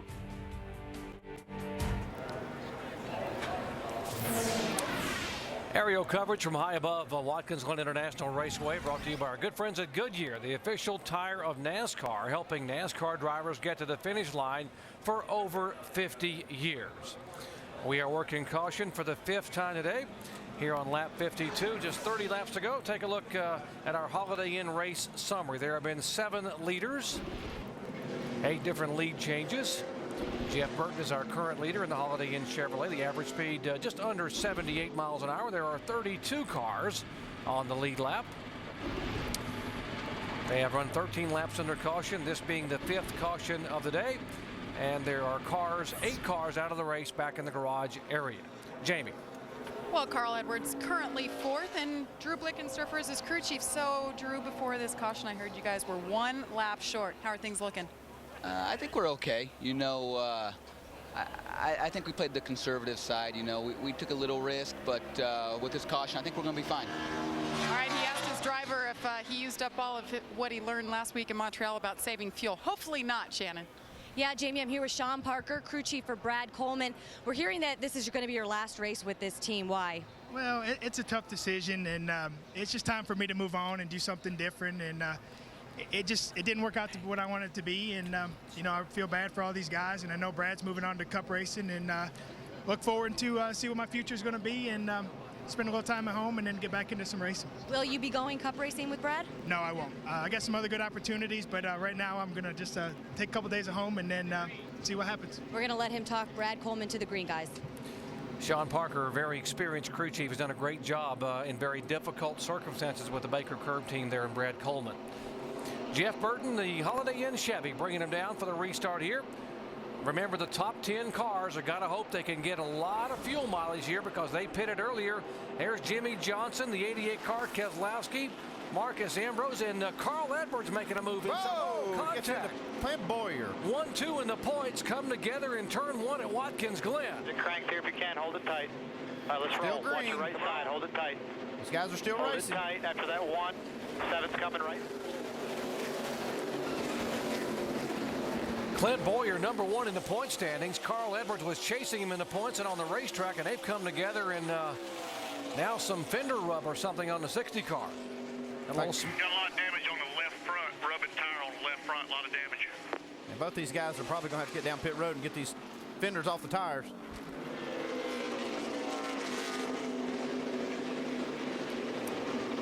Kyle Busch in the 92. That's Matt Kenseth in the 17. The 66. Stephen Wallace. 4 tires. 4 tires. Put some fuel in it. 4 tires. That's Drew Blickensderfer, Edwards crew chief, calling him in. Now look at all of this mess happening. But you think they got on the radio and told Brad Keselowski to be smart after seeing that happen down there? He's been talking about a championship battle. This would be a chance for him to gain a lot of points. He's in 11th spot right now, but I'm sure that his spotter and maybe Pops have gotten on there and said, hey, guy, be smart here and we can make a big day in points. Carl Edwards had gained 86 points on the points leader Clint Bowyer in just the last 3 races. He will lose some valuable points now, having to come down pit road under green with 28 laps to go. He's got a lot of damage. Looks like he may even have some suspension damage there too. These guys have to get this all cleared out and try to get out there and just take what they can get. Yeah, and that's a chance you take on those restarts, getting down into turn 1. You think that you've got that spot and the guy knows that you're there, but Carl actually came from a long way. He was actually trying to block here for a second. He was blocking, then he passes Matt Kenseth and he tries to get a little greedy actually. Maybe got in there too hard. Yeah, maybe that's just it. He just got in there too hard and couldn't get the car slowed down. Yeah, the curb did. He actually got against that curb, and that's what will happen. It'll bounce you, but he got in there just way too hard. He was looking in his mirror to make sure he had that. Looking right. Stay right, stay right. Come on. All clear, still green. All clear, still green. Remember, these guys had contact at Milwaukee early in the year, and Carl Edwards had gone almost a year without a win, and he's trying to take the lead, touches the 2 car, gets Bowyer out of position. Carl would go on and win the race and then later apologize, saying that's not the way he wanted to drive the race, but he said, I also wanted to get to victory lane. There was the contact. Clint Bowyer slid up high, and Edwards went to victory lane. So there's a bit of history there, but obviously Carl Edwards trying to make the pass and really trying to keep the 92 behind him. Update the point standings. Brad Keselowski now would move back into second position, gaining a spot in front of Carl Edwards, who came in second, just 168 points back. Jamie? Guys, Carl Edwards, the 60 car, when you were talking about him, they put 4 new tires on, filled them up with fuel, but they're worried about fender rubs, so they're going to watch very closely right now if there's any smoke coming off that tire. They don't want to blow a tire, obviously, but they made that pit stop as fast as possible, and they're not sure if they pulled that fender off far enough.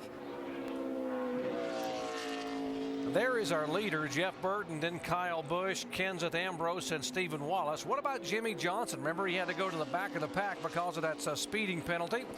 And there comes Jimmy in the 48 car right behind Kevin Harvick. Harvick is 7th, Johnson is 8th. We've got a lot of racing to go here, and he has plenty of time to still get to the front. You would think with all the pit stops they had made and the cautions they've had, he has enough fuel here now as we see him move to the inside of Kevin Harvick. Right here, we seem to be really strong getting down in this corner with a good braking package. Car brakes it really straight, nice and straight in that corner.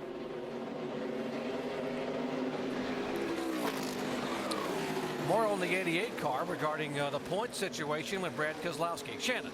Yeah, Doc, of course he's going to want to capitalize on Bowyer and Edwards' bad luck. But, you know, I asked Brad Keselowski, it's his first time here at Watkins Glen, how he races this racetrack, not having anything to compare to. He says he watches the veterans. So you see Kevin Harvick in front of him. You better believe that Brad Keselowski is watching his line and watching how he's handling this track. Now, despite that front-end damage from an earlier incident, Brad Keselowski says that car is great. He says he is very happy with it, especially in the S's. And as long as they don't have a green-white checker, they're good to go to the end. Got some damage on the hood, but I guess aerodynamically that does really, if as long as in the middle of the hood, it doesn't really affect the car that much. Well, it's not that much of an aerodynamic racetrack, but it does need a little bit of that, and he doesn't have a lot of damage. His car is really excellent. I mean, his teammate Jimmy Johnson, the 48, is probably the best car out there. You have to assume they're set up similar. They're both running real good. Jimmy Johnson's made up a couple of spots here already on this restart. 2-car, Clint Bowyer and the points leader. 55 of Robbie Gordon is now on pit road. As Bowyer flashes by, Gordon would be coming in for what should be his final stop of the day. Mike? And Doc, just a moment ago, Robbie came over the radio and said we are running extremely hot. Water temperature at about 250 degrees. His words were, we're done, but they're still going to evaluate and see if they can keep this thing running. He's on pit road right now. You can see the steam boiling out from under the hood. Team going to work there, but it does not look good for the 55 car. Trying to cool it off by removing some tape. He's away, but we'll have to pay attention and see if they can go the distance. Robbie, driving a Dodge, gets engines from Gillette Evernham, has been very, very passionate about how good those engines are. Look here, Kyle Busch has caught Jeff Burton. Yeah, we were writing him off. Yeah, we were. They've had everything in the world to happen and strategies to go out the window, tires rolling across and things. And here he is trying to take the lead from Jeff Burton. Yeah, they haven't had the greatest of pit stops. It's a new team. You wouldn't expect them to do all that well there. But they've got a driver that knows how to get it done if you just get him on track. And he's trying to make that inside pass on Jeff Burton right here as he go through turn 1. You see he jumped on the brakes here, saw some smoke off the tires on the right side. For you Kyle Busch fans, he had an uncontrolled tire on pit road during a stop, and they sent him, he had to come back on pit road, put him back toward the back of the pack. And he is now challenging for the lead. Here is the points leader, Dave. And Doc, I want us to look at that replay again before we update the 2. The 60 coming to the inside of him. The shot was so hard as we see him now going back down into turn 1. You look at the 60 pulling out there. Watch just how hard he gets into the 2 of Clint Boyer. Bam, right there. And I mean, that's a hard shot. Something has to bend there. That was Clint's comment. He thinks maybe the track bar is bent or something. And then his team told him, you know what? If the tire's not rubbing, which they weren't, you don't have to come to pit road. You're just going to have to drive the heck out of it, buddy. That was a hard enough shot to bend some of the suspension under this thing. Definitely hurt the lap times. We're looking at his lap times are a couple seconds off the pace. Yeah, he started back in 17th today, got all the way up to 2nd place, and now that contact has cost him, he's moved back to 28th position. Here comes Jimmy Johnson, looking inside Marcus Ambrose. Oh, he is flying right now. Really He's just picking these guys off as he comes to them. He said he needed some more experience and more time on the road course. I think is serving him well because he's learning how to get around here in this race car for sure. Jimmy Johnson, in all of his success he's had with the NASCAR Sprint Cup and Nationwide, he has never won in anything in a NASCAR stock car on a road course. Wanted to change that today. Kyle Busch still stalking Jeff Burton. This is a heck of a battle. These guys are going at it. Check out, look at Kyle Busch dirt track that car. Burton is just doing a great job not making mistakes right here, holding that track position. Well, sometimes you're good and sometimes you're lucky. Today, Jeff Burton is both good and lucky. This was the lap 3 incident. The contact, he brought out the caution. Burton now back at the head of the pack. You're watching ESPN on ABC. ESPN's coverage of the NASCAR Nationwide Series on ABC. Brought to you by Toyota. Moving forward.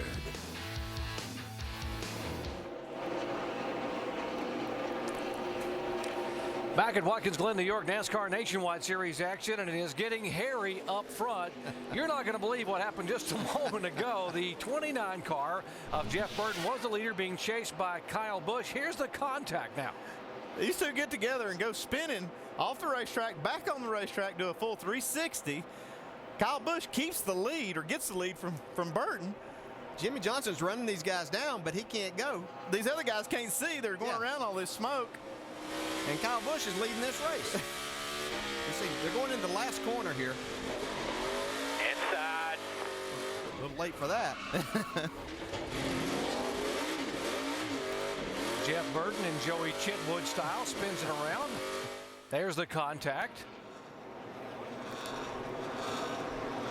That's amazing. Watch Kyle Busch just emerge from the smoke. They're still racing here.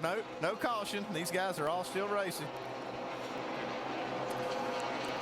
That couldn't have been good on those tires, though. No, it can't be good, but... And didn't help them save They're fuel still either. running first and second. How good is that? We see Marcus Ambrose back there in third. This tightened the whole field up for sure, the guys at the front. Now here comes Jimmy Johnson again. He had to basically come to a stop, Jimmy Johnson did. He thought the track was blocked because of all the smoke. What about flat spotting tires, and what does that do? Let's go down to our Chevy Cutaway car and veteran crew chief Tim Brewer. Hey, Jared, we got a flat spotted tire right here, folks. And what this is, this tire here, it came off a car at Indianapolis, and it spun about 140 mile an hour. So anyway, this thing here, when it gets flat, it gets to shaking so hard, driver can't retain control of this thing. And if it's got this area down in here in the fiber, you're going to have to come in because that tire's short. It's going to go flat. Jerry? Thank you, Tim. And that's what happens when you get when you flat spot them. It gets flat in one spot on the tire there, just all the way down to the cords. And these guys they're not letting up one bit. That flat spot might be the least of his problems. Jeff Burton gets to his back bumper. He got Burton working on that back bumper. Yeah, you got an angry Jeff Burton. He's about to have got the Carfax telemetry. Oh, Burton got in there a little hot. Yeah, you think I didn't expect to see that brake pedal once he got up against him there. Says now I got to chase him down again. He's got some damage up there. You'll get him here. Just run him down. That was a crew chief for Jeff Burton, Pat Smith. He's just trying to keep his driver calm, keep him focused. You see Kyle Busch locking that right front tire up, getting in the corner. He's trying to get in there hard so he can get away from Burton. I got another question here. They were close on fuel anyway. They're spinning these cars around. They're wide open in the gas. We saw the tires smoking, so how much did they hurt the fuel mileage gain, too? These guys have been dancing with the cars here, pirouetting here on the Watkins Glen racetrack. How about a little Dancing with the Stars, folks? The wait is over. Monday, August 25th, the new cast of Dancing with the Stars will be revealed on Good Morning America. Who will be the next group of movers and shakers to light up the dance floor? ABC's Emmy-nominated Dancing with the Stars, the 3-night live premiere event begins Monday, September 22nd, only on ABC. Stan Barrett off the track here in the 30 car and just does get the car across the racetrack and misses a car going by. We will stay green, watch the 30 car right side. This gets in there a little too hot, jumps the curb, spins her around. Clint Boyer had some view of that action. He's seen more action than what he hoped for here today. Meanwhile, back at the ranch up front, 92 car, Kyle Busch saying, I got to stay in front of this 29. He may not be real happy with me right now. See if he can stay in front of it. Here's Kevin Harvick passing Dario Franchitti. I think if Kyle Busch thinks he can stay in front a few more laps, maybe Jeff Burton will cool off a little bit. Yeah, he might want to rethink that. That was for 7th spot, by the way, the 33 and 40th with Kevin Harvick going by Dario Franchitti. Still a great run for Dario in the 40 car. Yeah, Jeff Burton's about as mild-mannered a person and driver as you'll want to come up against, but you don't want to ruffle his feathers, especially when you take him out leading the race. And Marcus Ambrose back here in the 59 car is hoping Burton can catch the 92. He says, but I'll be the beneficiary of you two guys getting together again. Oh, we got some good racing going here. Oh, look at this. Marcus Ambrose runs off the racetrack just a little bit. Here comes Jimmy Johnson. And that's the opening. Jimmy wanted to take the 3rd spot away. More on Marcus Ambrose with Dave. Well, pushing hard and made a mistake right there, Doc. I was going to ask DJ. DJ, don't you think Marcus would want to lay back and watch what the 29 and 92 might do to each other? Yeah, you know, you'd like to think that maybe, but you actually want to get up in there and be a part of it. You know? I thought, and one more thing, I thought maybe they were coming back toward the 59. He didn't have the fastest car earlier, but with those flat-spotted tires, they may have equalized the competition a little bit here. 16 laps to go. We have got a barn burner up front at Watkins Glen. We'll be back after these messages and a word from our ABC stations. Back at Watkins Glen, Jeff Burton fired up and mad at Kyle Busch. There they are in the inner loop. Can he catch him? Can he get the touch? And folks, Jeff Burton, who got tapped by Kyle Busch about a lap and a half ago. There's the tap. There's the retaliation. Busch gets up a little bit. Jeff Burton sails right on by. And Kyle Busch trying to pedal back to the inside of Jimmy Johnson. Got to be careful not to take Jimmy Johnson out. And here they go, down in the left-hander. Is he going to get Jimmy? Oh, just about gets Jimmy. Again, look at this contact up in turn 9.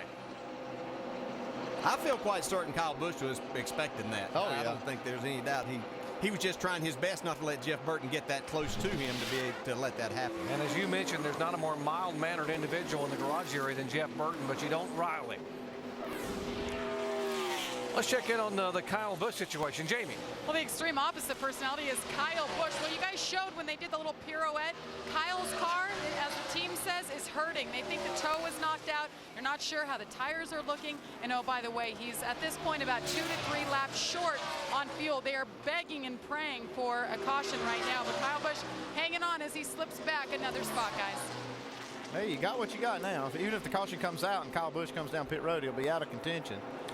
The question is, can Jeff Burton make it? Remember, Pat Smith, the crew chief, said we're going to be really, really close. Maybe about another lap of fuel. Not going to happen. Try, man. Got to have faith. Got to have faith. That was Chad Canals talking to Jimmy Johnson, telling him to save fuel. Jimmy says, no way, I'm going for this win. I'm not saving anything. Because Jimmy Johnson doesn't have to worry about points. He only runs a couple of times a year. That's and there is Chad Canals, left side of your screen, the crew chief that helped lead Jimmy Johnson, the back-to-back NASCAR Sprint Cup titles. How the heck with it? He's just going to run as hard as he can, get the lead if he can get it, and hope he's got enough fuel. These front two guys pitted within a couple laps of each other. Burton came in on lap 43. Jimmy Johnson lap 45. Now the guy who may be okay is the third place car, Marcus Ambrose. This car right here that pitted on lap 50. He may be in the best position, or is in the best position in terms of fuel. He's got the least amount of laps, and it's pretty iffy that these guys up front are going to make it, especially if we don't have any more cautions. This has been probably the most caution-free part of the race we've had so far, even though we've had guys slamming into each other like we see here. Marcus Ambrose just trying to be aggressive. If he can keep his car rolling, he'll have a shot. I don't know how much he has to try to be aggressive. He's pretty aggressive. Brad Daugherty saw he's going to put a door skin on that car now, costing him more money down there. Yeah, he almost climbed in the door of the 0-1 of Wheeler Boys. Marcus Ambrose, the Tasmanian driver. Champion down in Australia. Road racing in stock cars. Had a chance to go be a Formula One test driver. Outran Jenson Button and Kimi Räikkönen over in the Formula One European ranks, and everyone said this kid's got a great future. Decided to come NASCAR racing, and almost won a year ago at Montreal. We're talking about Marcus Ambrose. Brad Keselowski having a great run in the 88 car, and he's lost a couple of spots. He was up in front of Kevin Harvick and Dario Franchitti in 6th. Now he gets back to 8th position. Yeah, those guys got a little aggressive with him, and I think that probably he thought, it's not worth right now trying to bang this out, and he's kind of backed off, and he knows this can be a big points day. I'm sure that his people have told him that. It's been an eventful day for him already, but he has a good chance to make a lot of ground here in this championship battle.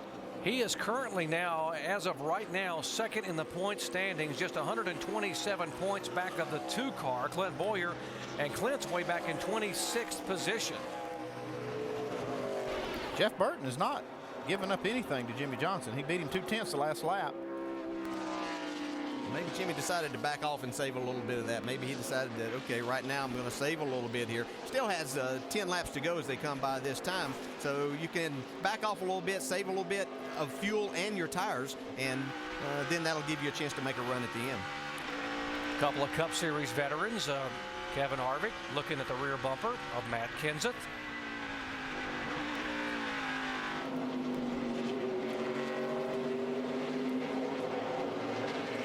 These guys are racing awful hard. We see right here is Kyle Busch, Matt Kenseth, Kevin Harvick, Dario Franchitti.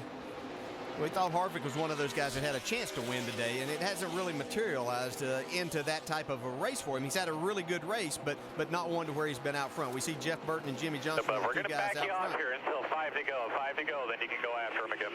Going to be gone. We're going to be out of gas. Gone then. Either go out in a blaze of glory or try to points race. It looks like maybe Chad won the argument. These guys are still, the way to win the race is you got to have enough fuel to make the car finish. And Chad knows that, and he says, just back off, save some fuel, and then he's hoping that 29 car will run out. They'll be out front, then they can cruise to the win. Yeah, and Jimmy's thinking that if I back off, then I have no chance I've got to catch him the 29. Mike?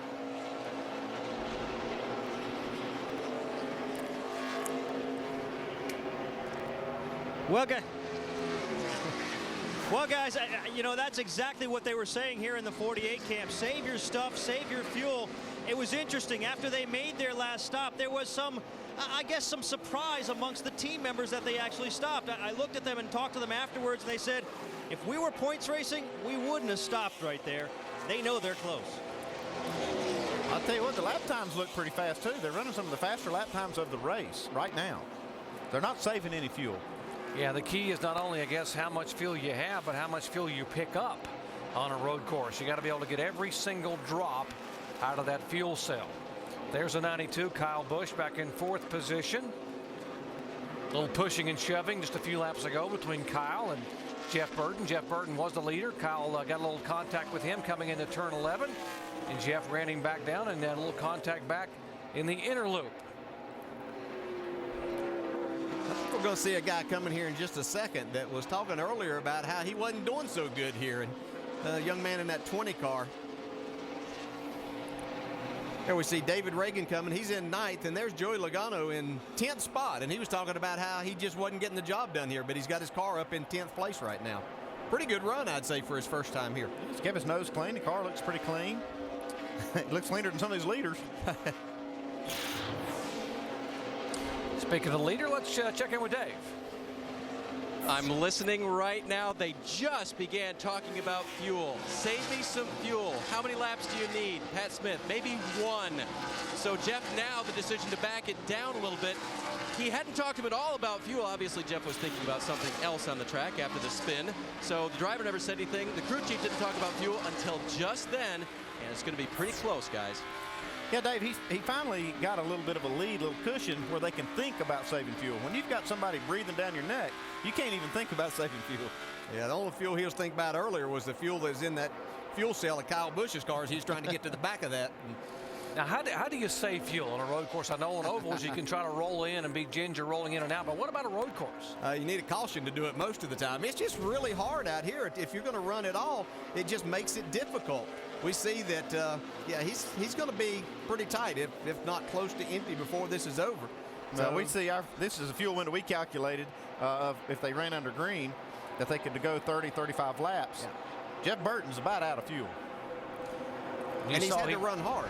You saw he really backed out early going into turn 1, and the 48 car just reeled him in. But you ask about, I mean, there's really not a lot that you can do. I mean, you might back the corner up just a little bit, but to say that you're going to save fuel, it's a lot more difficult to do it on a road course than on an oval. I know a lot of these guys are getting nervous because we haven't had the cautions that they planned on, and it's going to be real tight for some of these guys to make it on fuel. 5-car Earnhardt Jr. headed to pit road, Dave. And he was having a top 10 run until about 3 laps ago when he reported something is broken in the rear end of this car. It may be the track bar, something, but I can't drive it anymore. That was the statement coming down to the final turns here. And Cam Strader said, bring it on pit road. We'll look underneath. Now they're looking underneath the hood. Junior's even saying maybe a sway bar or sway bar arm is broken off this car. That's a car that won at Montreal last week with Ron Fellows aboard. 7 laps to go. Jeff Burton has never won on a road course, nor has the guy behind him, Jimmy Johnson. As long as Burton has been racing in NASCAR, hard to believe he hasn't won on a road course as successful as he has been. Tim Brewer. Tell you, Jerry, the only way in my experience you're going to save fuel here is you have to short shift it. That means turning less RPMs through the sequence of shifting. And if you can do that, you might save a little bit more fuel. Jerry? Whatever you can do, Tim. I guess short shifting would be an option. That's a good thought there. And he's got it right now. Not an option right now. He's got Jimmy Johnson breathing right down his neck. He can't short shift it here. He can't short anything here. These guys aren't saving much fuel. You look at the lap times that they're running. They're not saving anything right now. Yeah, these guys are going to run each other out of fuel. They're running the fastest laps of the race right now, and this is all playing into Ambrose's hands because he did make his pit stop a lot later. He's just hoping these guys will run each other's guts out right here and run all the fuel out of the tank. By the way, for you Denny Hamlin fans, a 32 car had to go behind the wall a while back, and they changed a carburetor on that car, and he had been gone behind the wall after being a factor early on. He is being shown 59 laps back down in the 34th position, talking about the 32. Here's the battle. And, you know, how about Marcus Ambrose? He's been the victim. He's been the bridesmaid. He finished 2nd at Mexico City, 3rd at Montreal last week after leading the most laps, and said, when is it going to be my turn? Well, guess what? Might be today. This could be it. It's going to be iffy for these guys. They're running really, really hard up front. It's a lot of laps to make under green.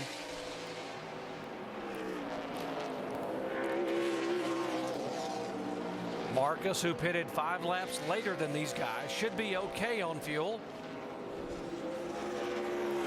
These two guys here among the 20 drivers who will also see in the NASCAR Sprint Cup event here tomorrow at 1 o'clock. Neither one running for points. Jimmy Johnson slowing down quite a bit. Might not be by choice. He may be running out of fuel right here. He is out of fuel. We'll get some more in there. Yep, he is. That tells you right there. These guys are way short on fuel. Yeah, they weren't even close there. Yeah, they couldn't save that. They could have never saved that amount of fuel.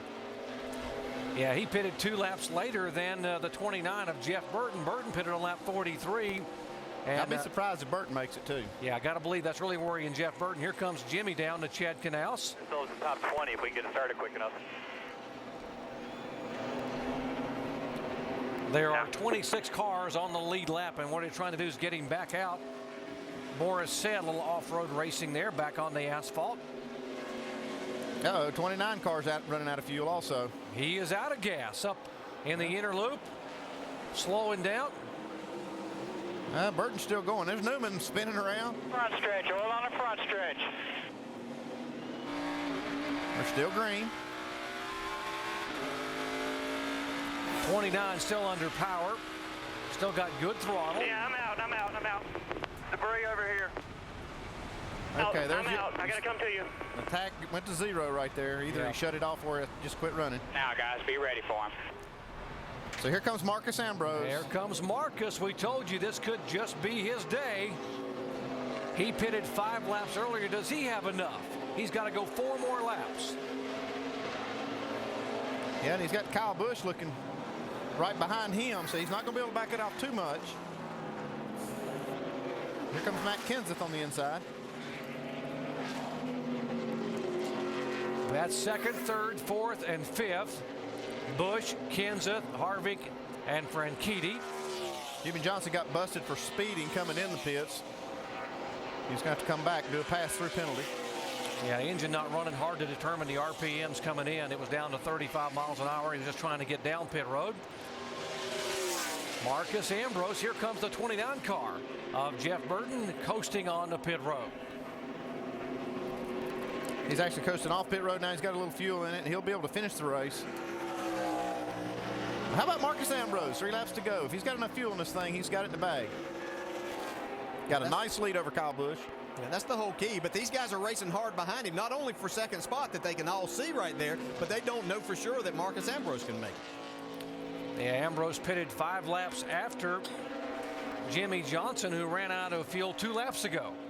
Well, that puts Ambrose right on the checkered flag running out of fuel. If they're getting the same mileage. You got lots of gas. Just keep it on the pavement. That was the crew chief for Marcus Ambrose. Telling him you got plenty of fuel, just keep it on the pavement. Gary Cogswell talking to Marcus. Gary Cogswell's been a part of a lot of different drivers getting their first win. Here's the 66 car. Stephen Wallace out of fuel with 2 to go. I got a feeling we're going to litter the racetrack with cars running out of fuel here because we've had so many green flag laps. Yes, providing they all make it back and don't get stopped on the racetrack somewhere. That could bring up a whole nother That could bring up a scenario. green-white checker, which could put a lot of people in trouble on fuel. It was a year ago at Montreal. Everyone thought Marcus, one of the most likable drivers in the garage area, would get his first win. He gets tapped from behind by Robbie Gordon, and the win goes away. This year at Mexico City, he was the center of controversy because he got some contact with Boris Said, and he ended up finishing 2nd. He finished 3rd last week at Montreal. There's the Stephen Wallace car pulling off on the grass as we stay green with 2 laps to go. Actually coming to the white flag this lap. We've got debris on the racetrack laying around, and that's okay. Marcus Ambrose just took the white flag. The next flag you'll see will be the checker. Will there be no green-white checker here? Franchitti looking racy, trying to make a move around Harvick. Harvick looks to the inside of Kenseth. Again, that's 2nd, 3rd, 4th, and 5th. Final lap, JTG Doherty Racing. Tad Geschechter. Brad Doherty, the co-owners on the 59 car. How special would this be for Marcus Ambrose? All the way from Tasmania, a little island just below Australia. Easy now. Boris didn't cut him any slack at all here. No love lost. Remember, it was Boris Said who said, I will get even. Remember, he was very angry after what happened in Mexico City, and Marcus Ambrose needs to tiptoe here. I believe I'd just follow him to the checker. Yeah, there's no reason to pass him. He's got plenty of cushion back there. These guys aren't going to catch him from behind unless Boris just stops. Kyle Busch trying to reel him in, turn 10. Caution, that's it. That's it. Race is over. 59 car, Marcus Ambrose. How about that? Gary Cogswell celebrates on the pit box. Marcus, way go, guys. And Marcus Ambrose goes to victory lane for the first time in his career at Watkins Glen. Yeah, that's a pretty special day. He did a terrific job, and they played the strategy perfect. Caution was for the 66 on the course, and that was the reason for the flag. Marcus Ambrose, very popular among the drivers in the garage area, always has a smile on his face. Way to go, mate! See, I can't believe it, man. What a day. We broke the back of that duck, man. We're away. Woo! Great job, guys.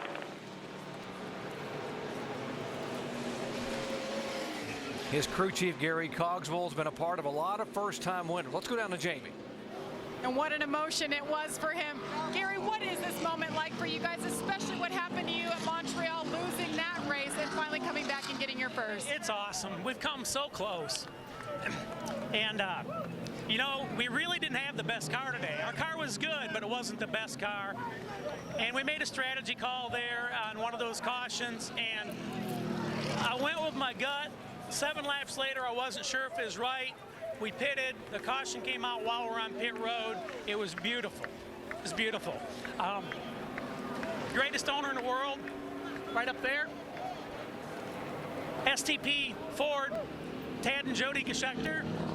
Brad Doherty, I believe he's here somewhere. Just a fantastic day for this race team. We've been working for this for so long. Gary, what were those thoughts and feelings like those last couple of laps, knowing Boris said was all over the back bumper? Well, actually, we were all over his back bumper, and we had a little issue there. And I was talking to Marcus there the last couple of laps, and watching the interval there, and I told him he didn't need to pass him to win. We were watching, the interval to the second place car, and I told him several times he did not need to pass him to win the race. We had a lot of gas. We got gas left over. Motor's still running. Got tires on the car. It's a fantastic day for this race team. Hey, Jenny. As he watches his driver on burnouts on that narrow straightaway, Doc. Listen to this crowd. I say do the kangaroo hop. Oh, Marcus Ambrose, he chased a dream. He wanted to be a Formula One driver in Europe. He said, I can drive on a road course. Somebody give me a chance. And he got it done today. His first win in NASCAR becomes the third first-time winner in 2008. Let's go down to where Shannon is caught up with Jimmy Johnson. Yeah, down here with Jimmy Johnson. Now, you guys heard him say over the radio that it was either run out of gas or go down in a blaze of glory. Was that the blaze of glory that you were looking for? I wish that we were leading when that happened. I had some chatter on the radio, and I backed off of the 29 and then tried to run him back down and ran out of gas. And I got nailed for speeding on pit road, leaving the pit box. I guess just to know where pit road speed ended. Had the engine shut off, just trying to save fuel, and got a soft sequence. And we knew we were in trouble, and we were counting on cautions. But we're not racing for points. It really wasn't a big deal. I think everybody knew that this Junior Motorsports Monte Carlo was fast today, and I had a great time. Really had a lot of fun racing with those guys. All right, big smile on his face going into the Cup race tomorrow night, guys. Wanted to get the experience, he did today, and everybody knows how that Jimmy Johnson is a pretty darn good road racer now. But what about the story of the day? Third first-time winner, and the young man never say that the nice guys finish last, because sometimes it does come around where the nice guys finish first. Came from Australia after being a two-time V8 Supercar Series champion. Got a chance to drive in NASCAR. And here is Marcus Ambrose on his 59th career start, going to victory lane for the first time.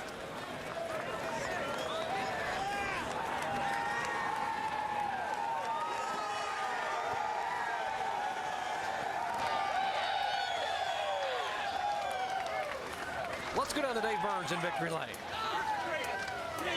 Feels so good. You know that?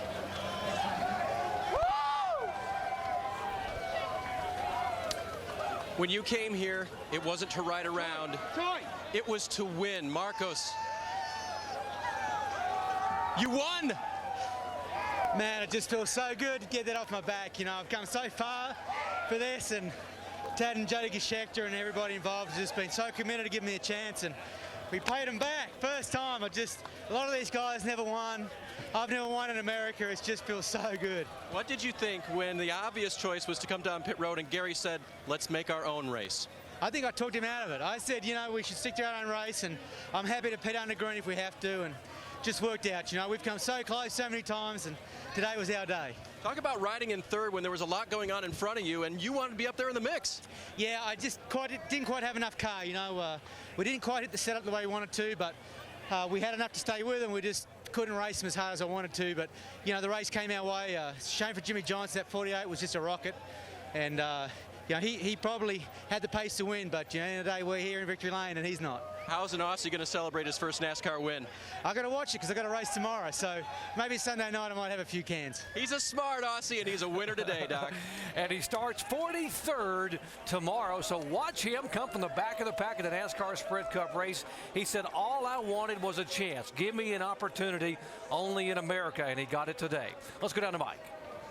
And talk about instant chemistry, Doc. In his very first race with DeHaan Motorsports, Kyle Busch brings it home second. And it looks like you got everything out of this race car. How would you describe the day? It was pretty eventful, that's for sure. I mean, we had a great car. You know, these guys, it wasn't a last-ditch effort, but it was, you know, it wasn't where we tested and everything and really got a great piece. We came to the racetrack a little behind and made a lot of gains on it all through practice. And got to thank Zippo Blue and Deech Watson, everybody that's stepped up and played our part this weekend, and all the guys on his team. And you know, it was a lot of fun to be able to race out there like that. And you know, I hate it that Burton and I got together there, but if a guy knows he's going to run out of gas and chops you like that, then I guess that's the way it goes sometimes. But you know, I mean, I didn't know he was going to run out. If I knew he was going to run out, I would have just stayed behind him and waited for him to run out, because we were able to make it to the end. So you know, it killed my fender, killed the toe, and knocked the bottom radiator tin out. Got to thank the guys at TRD at the Toyota Engine Shop for building this motor. It ran 280, and oil was pegged for about the last 18, 20 laps, whatever. So it was a fun day.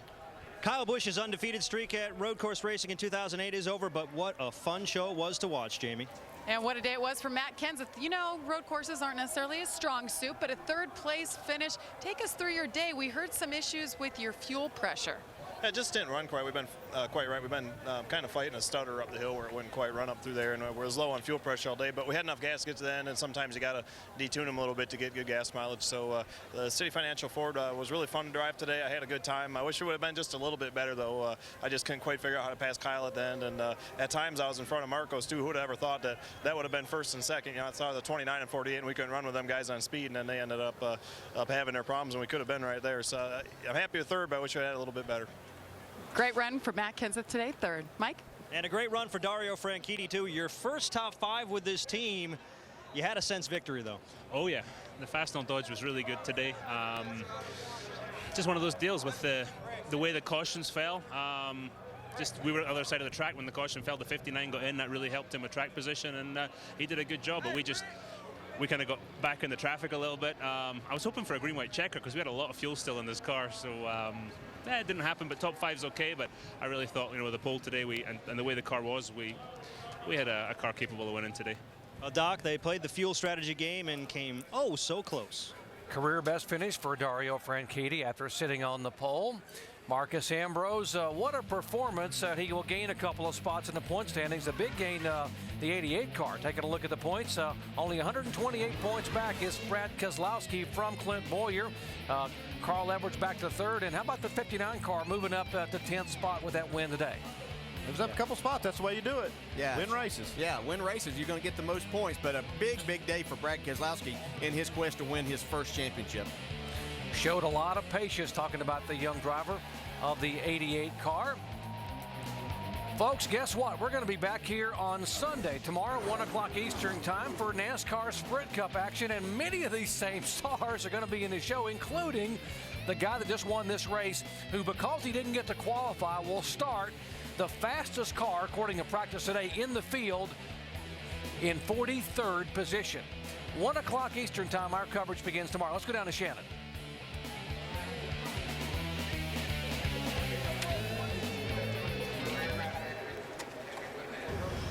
Well, I'm here with Carl Edwards right now. You got out of the car very disappointed. What happened between you and the two? Well, first of all, congratulations to Marcus. It's good to see a Ford in victory lane, but I just locked up the rear tires on the restart and slid down in there. I shouldn't have been in there, and I ran into Clint, of all people. So it's just it's my fault. It was a mistake, and I just couldn't get the thing stopped. I did everything I could to get it stopped, and he had no clue I was there because I shouldn't have been, and we ended up wrecking. So my apologies to him and his fans. All right. So thoughts of Carl Edwards as Marcos Ambrose celebrates in victory lane. You know, it was only very recently that our buddy Brad became a part owner of that race team. Your first win, what's it feel like? Well, it's great. We had a great day. Marcos did a great job, took very good care of the race car. He's a tremendous road racer. But I'd also like to point out Brad Keselowski had a tremendous day today in the points scheme. He really gained some ground on Clint Boyer, who had a tough day, obviously right there. And how about Joey Logano? He makes his way into the top 10. So those guys also had great days. Hey, Brad, that's all good stuff. I'm hearing you. But look, buddy, you won the race, man. Yeah, I can't wait to get out of those guys. Congratulations. Thank Give you, it to me, I huh? appreciate that. Absolutely. That's really good. Let's talk about Brad Doherty racing. Ambrose, baby. We had a great day. Jody and Schechter, my partners. Marcos did a great job. I'm proud of everyone. So we're excited. I appreciate it, guys. And it's great to see Marcos celebrating victory lane. He used the term there on the radio on the cool-down lap about breaking the ducks back. Yeah. I believe that's a cricket term. Kind of like a U.S. term for getting off the schneid. We don't do that in West North Carolina. I know you don't do that. What do you think he meant when he says he's going to have a couple cans? What is that? Yeah, I think he'll do that probably tomorrow Soda night pop, too. baby. Soda pop. All right, so we've got a lot of things to tell you about very quickly here. First of all, more racing coming up in just a few minutes over on ESPN2, the IndyCar Series, running at Kentucky. That's just getting underway at 6 o'clock Eastern Time. And then tomorrow, Ambrose starts last. Terrific field of cars. Kyle Busch starts on the pole. The Sprint Cup Series race, 1 o'clock Eastern Time, ESPN, tomorrow from here in Watkins Glen. ABC World News is coming up next. So the affable Aussie, Marcos Ambrose, breaks through with his first NASCAR Nationwide Series win. Thank you for watching ESPN on ABC.